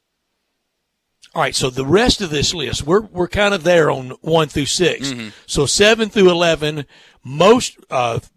mostly returning starters except for 2 places at Tulane and at Navy. Returning starter and was more of a game manager last year. Winner, tough guy, Desmond Ridder at Cincinnati. I think they'll let him go a little more in the air this year than they did last year. 18 touchdown passes last year to 9 interceptions. Easy 2-to-1 ratio there. Over 2,100 yards. But he was really kind of the game manager, extra running back last year. I have him at 7. Clayton Tune at Houston at 8. And hadn't it been just a tire fire for Dana Holgorsen at Houston? We thought he had developed quarterbacks. We thought he would be a winner. And he's been anything but those 2 things, and it's been scandal-ridden. Yeah, it really has. I mean, Dana Holgorsen, when it first happened and he leaves West Virginia for Houston, it's kind of a head scratcher of why you really want to. And not to say Houston's not a great program, the AAC isn't great. He got paid, but it's not the Big 12. He fleeced Tillman Fertitta. Then you look at those them dollar bills, and you start to understand. But I don't know really what Dana Holgorsen's got left to prove at this point, and I don't really know how hungry he is, and obviously how driven he is, just basically giving up last year to try to set up this year, and then everything that he ultimately planned to do has fallen apart, and it just ended up making everybody else mad from the 2019 season. This is where on my list you're going to think I'm crazy. And I've got Perry Olsen, the new set-to-be quarterback at Navy, just due to the Ken Niumatalolo factor of if he's going to put somebody under center in that triple option offense, it's going to be somebody with a great mind and great game managing skills and somebody who's ultimately going to win. I think the type of offense and type of schemes that he's ran at Navy over the years, it's going to win. It's going to get them to a bowl game. So I think Perry Olsen, while he might only throw the ball 50 times like a year like Malcolm Perry did, but you also got to remember Malcolm Perry didn't throw the ball. Always effective. And was still the American Athletic Conference Offensive Player of the Year. And they still were able to win ball games, make it to the Liberty Bowl. So I've got him at number 7, Desmond Ritter at Cincy, and then Clay Tunes at Houston at number 9.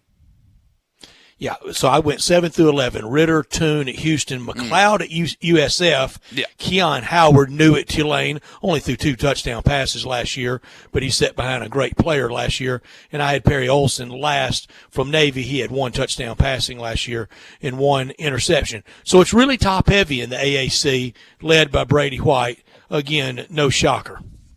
Yeah, just absolutely no shocker that Brady White is there, and the Tigers – for every publication that you're seeing out there should, if they're not number 1, they're right there behind Cincy. Cincy's getting a lot of love, which I understand why Cincy is getting a lot of love. I don't think last year was really the year that we thought that they were going to break out and win the East. So you kind of pictured it to be this year, but you just got to remember about everything the Tigers have returning pretty much – only missing, I believe, 2 men up front, and everybody in a skills position is going to be better. Defense should be better. There's just really no holes in the Tigers in the Tigers' armor.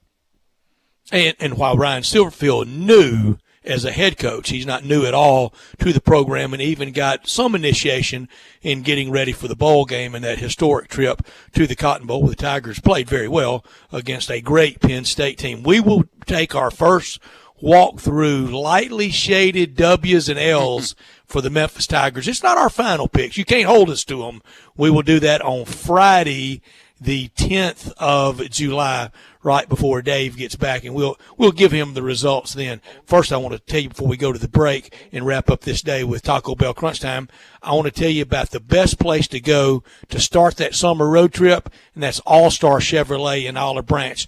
Look at all those great new All-Star Chevy trucks they have on that lot. You get more new Silverados at All-Star than you'll find anywhere else, and for a lot less. They still have some with 0 interest for 84 months with GM financing, or thousands in cash back all summer long. If it's a new Chevy you want, Olive Branch is where you need to be.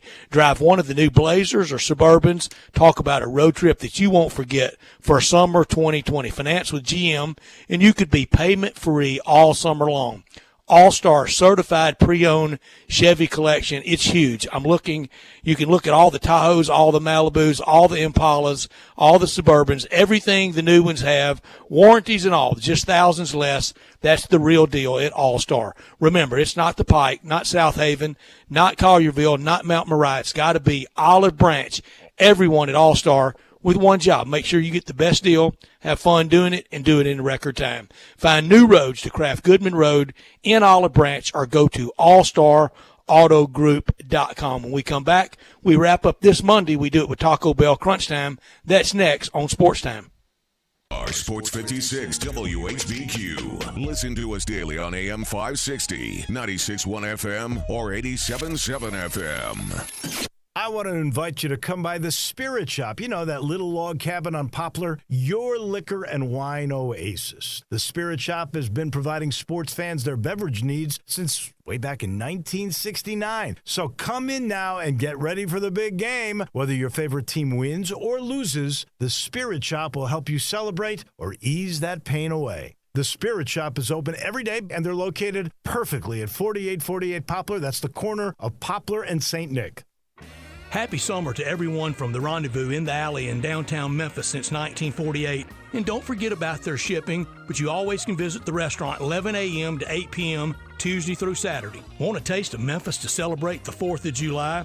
The Rendezvous, they've got you covered. They've been shipping ribs and pork shoulder all over the country now for decades from their USDA-inspected kitchen right in the Pinch District in downtown Memphis. All of the ribs are hand-cooked in pits over charcoal, just as they do it at the restaurant, and the shoulder, it's slow-smoked over hickory for 14 hours. In addition to the ribs and shoulder, the Rendezvous ships pork nacho boxes, as well as their signature sauces and seasonings. You can order at hogsfly.com, or you can always visit In the Alley since 1948, the Rendezvous. Don't forget that Memphis institution in downtown Memphis, In the Alley since 1948, Mr. Charlie Burgos and family's famous restaurant, the Rendezvous.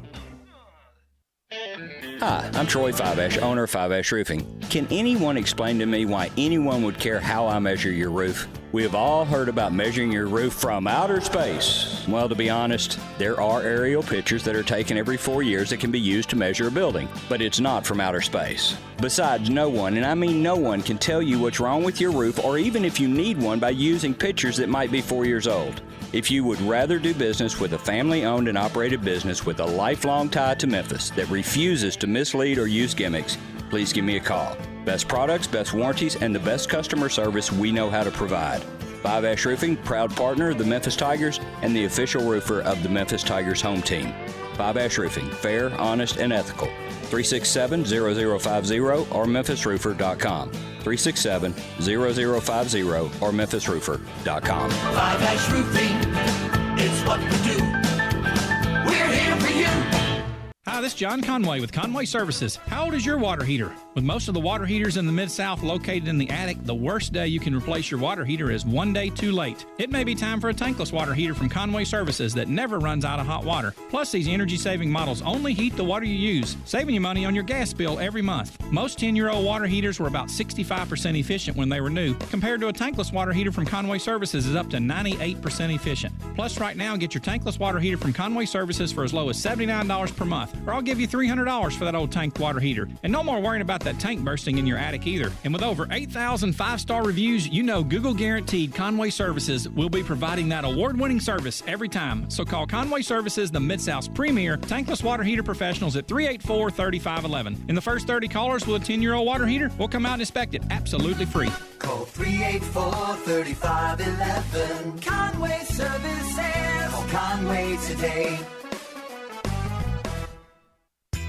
Family Leisure's here to make staying at home more enjoyable for you and your family this summer. Complete pool packages starting at $15.99. 24-foot pools only $19.99. 4-person spas starting at $19.99. Swim spas starting at under $10,000. We are offering contactless purchasing, deliveries, and curbside pickup. Give us a call to schedule an appointment or to place an order. Stay safe with Family Leisure. Welcome back to Sports Time on Sports 56 with Wallo and Stats. This hour of Sports Time is brought to you by DeSoto Auto Sales. Here once again are Dave Wolosian and Brad Norsworthy. Come on, Muhammad, we hit fame. Too easy with the deal, we get insane. Drew, we're winding down to the end of the day. We hadn't broken anything, have we? No, I think everything's still in place and everything's good to go. Let's try to keep it together with Taco Bell Crunch Time.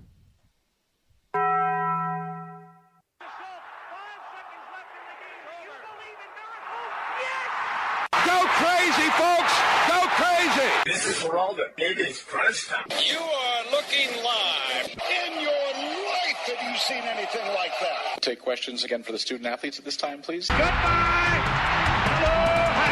What's happening, big dog? How you doing? Is this thing working? It's obviously crunch time. Hammer, nail, coffin. This baby is over. Woo! Woo!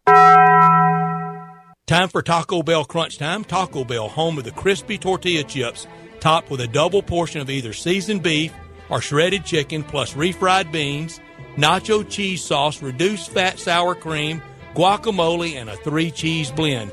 Nachos Bel Grande, heaping portion of chips, topped with ground beef, tomatoes, beans, nacho cheese sauce, and a dollop of sour cream. Taco Bell, home to great food you get on your way home real fast, and they bring you crunch time every day. Drew, I'm now being told that you fibbed a little bit to me that we did break the air conditioner today. How'd we do that? I personally did not break the air conditioner. Carl did not break the air Drew, conditioner. Really? So it was you the whole time? You didn't break the air conditioner, so therefore it's not our fault. Blame it on me. Blame it on me from the avenues of the America. I learned today that we didn't break the air conditioner. I also learned this, and if you don't think things can change, remember that big $1.5 billion deal that Fox had the USGA a few years ago to mostly carry the U.S. including men's and women's amateurs. It was scrapped today. Golf on Fox, it never worked. They're going back to NBC. They're going back to NBC immediately. Fox wanted some of that relief too because of they want NFL on Sunday afternoons and not be carrying U.S. Open come September. The USGA wanted nothing to do with most of the coverage being on FS1. It never worked. I love Joe Buck. He felt odd at best on it. Greg Norman was a disaster on it, and they were at goofball courses a couple of years on it that didn't lend itself to some of Fox's gimmicky coverage of it. Fox does two things really well, the NFL and the World Series. And I think that's – and they also do college football well. And I think their pregame show will start cracking through and their college basketball coverage, but primarily – Joe Buck and Troy Aikman at 3 o'clock on Sunday and Joe Buck on World Series is what Fox is really good at doing. What'd you learn today? For one, I learned that's exactly where Joe Buck belongs is with at the NFL and Major League Baseball. What I really learned today is that Johnny Manziel has probably, in quotations, saying goodbye to football and saying that it's in his past in an interview over the weekend. He said, I know a lot of people probably want me to come back and play and give it another chance, but I don't know. As far as being a person and figuring out life as a young man, trying to make it and figure out, I've never been in a better place and I've never been happier, he said in the interview. So I don't really know who, though, has been telling him he should try it again. Because it didn't work in the NFL, didn't work in the CFL, and then it didn't work in the AAF. So It did not work here. That's what I could have. That's what I could have done without Johnny Manziel saying something we all already knew, and anybody that saw him in Memphis as a member of the Memphis Express, that it's over. Football shooting star, and that's what he was. He says football's over. In his NFL career, you got to give him this for consistency: 7 touchdown passing, 7 interceptions. I'm shocked. Johnny was a bust. I'm shocked it was that even. I would have said it was more INTs. What are you keeping a close eye on tonight? I'm going to keep a close eye on more baseball news, see if there's any more guys like Ryan Zimmerman and Joe Ross from the Washington Nats that are going to opt out of baseball. Also going to keep an eye on the Sutton documentary on ESPN tonight. We'll watch that on Coach Eddie Sutton. I'm going to keep a close eye on more and more NBA announcements, see if everybody shows in Orlando. Boy, the Toronto Raptors, the world champs, they've got a good plan for the Orlando bubble. Also, golf positives. Cameron Champ to see if he can get back in the tournament this week after the 1 negative and the 1 positive and the 3 negative tests that he had last week. He may be the most tested person in the country. Still waiting on the baseball schedule. The Toronto Blue Jays got approval to play at home for their home games. We'll also, we mentioned with Ted Butler, if golf pulls off this week in Detroit, and Detroit was hit hard by the virus, still being hit hard, if they can pull it off in Detroit, golf can just about make it anywhere the rest of this odd sports year. We've had a good time today. We appreciate everybody listening to us, and we appreciate Ted Butler on golf, David Cobb, Houston Nutt, and Kevin Sweeney. For Carl Morris and for Drew Barrett, I am Brett Norsworthy. Everybody have a safe, happy Monday night. We'll talk to you tomorrow. Good night.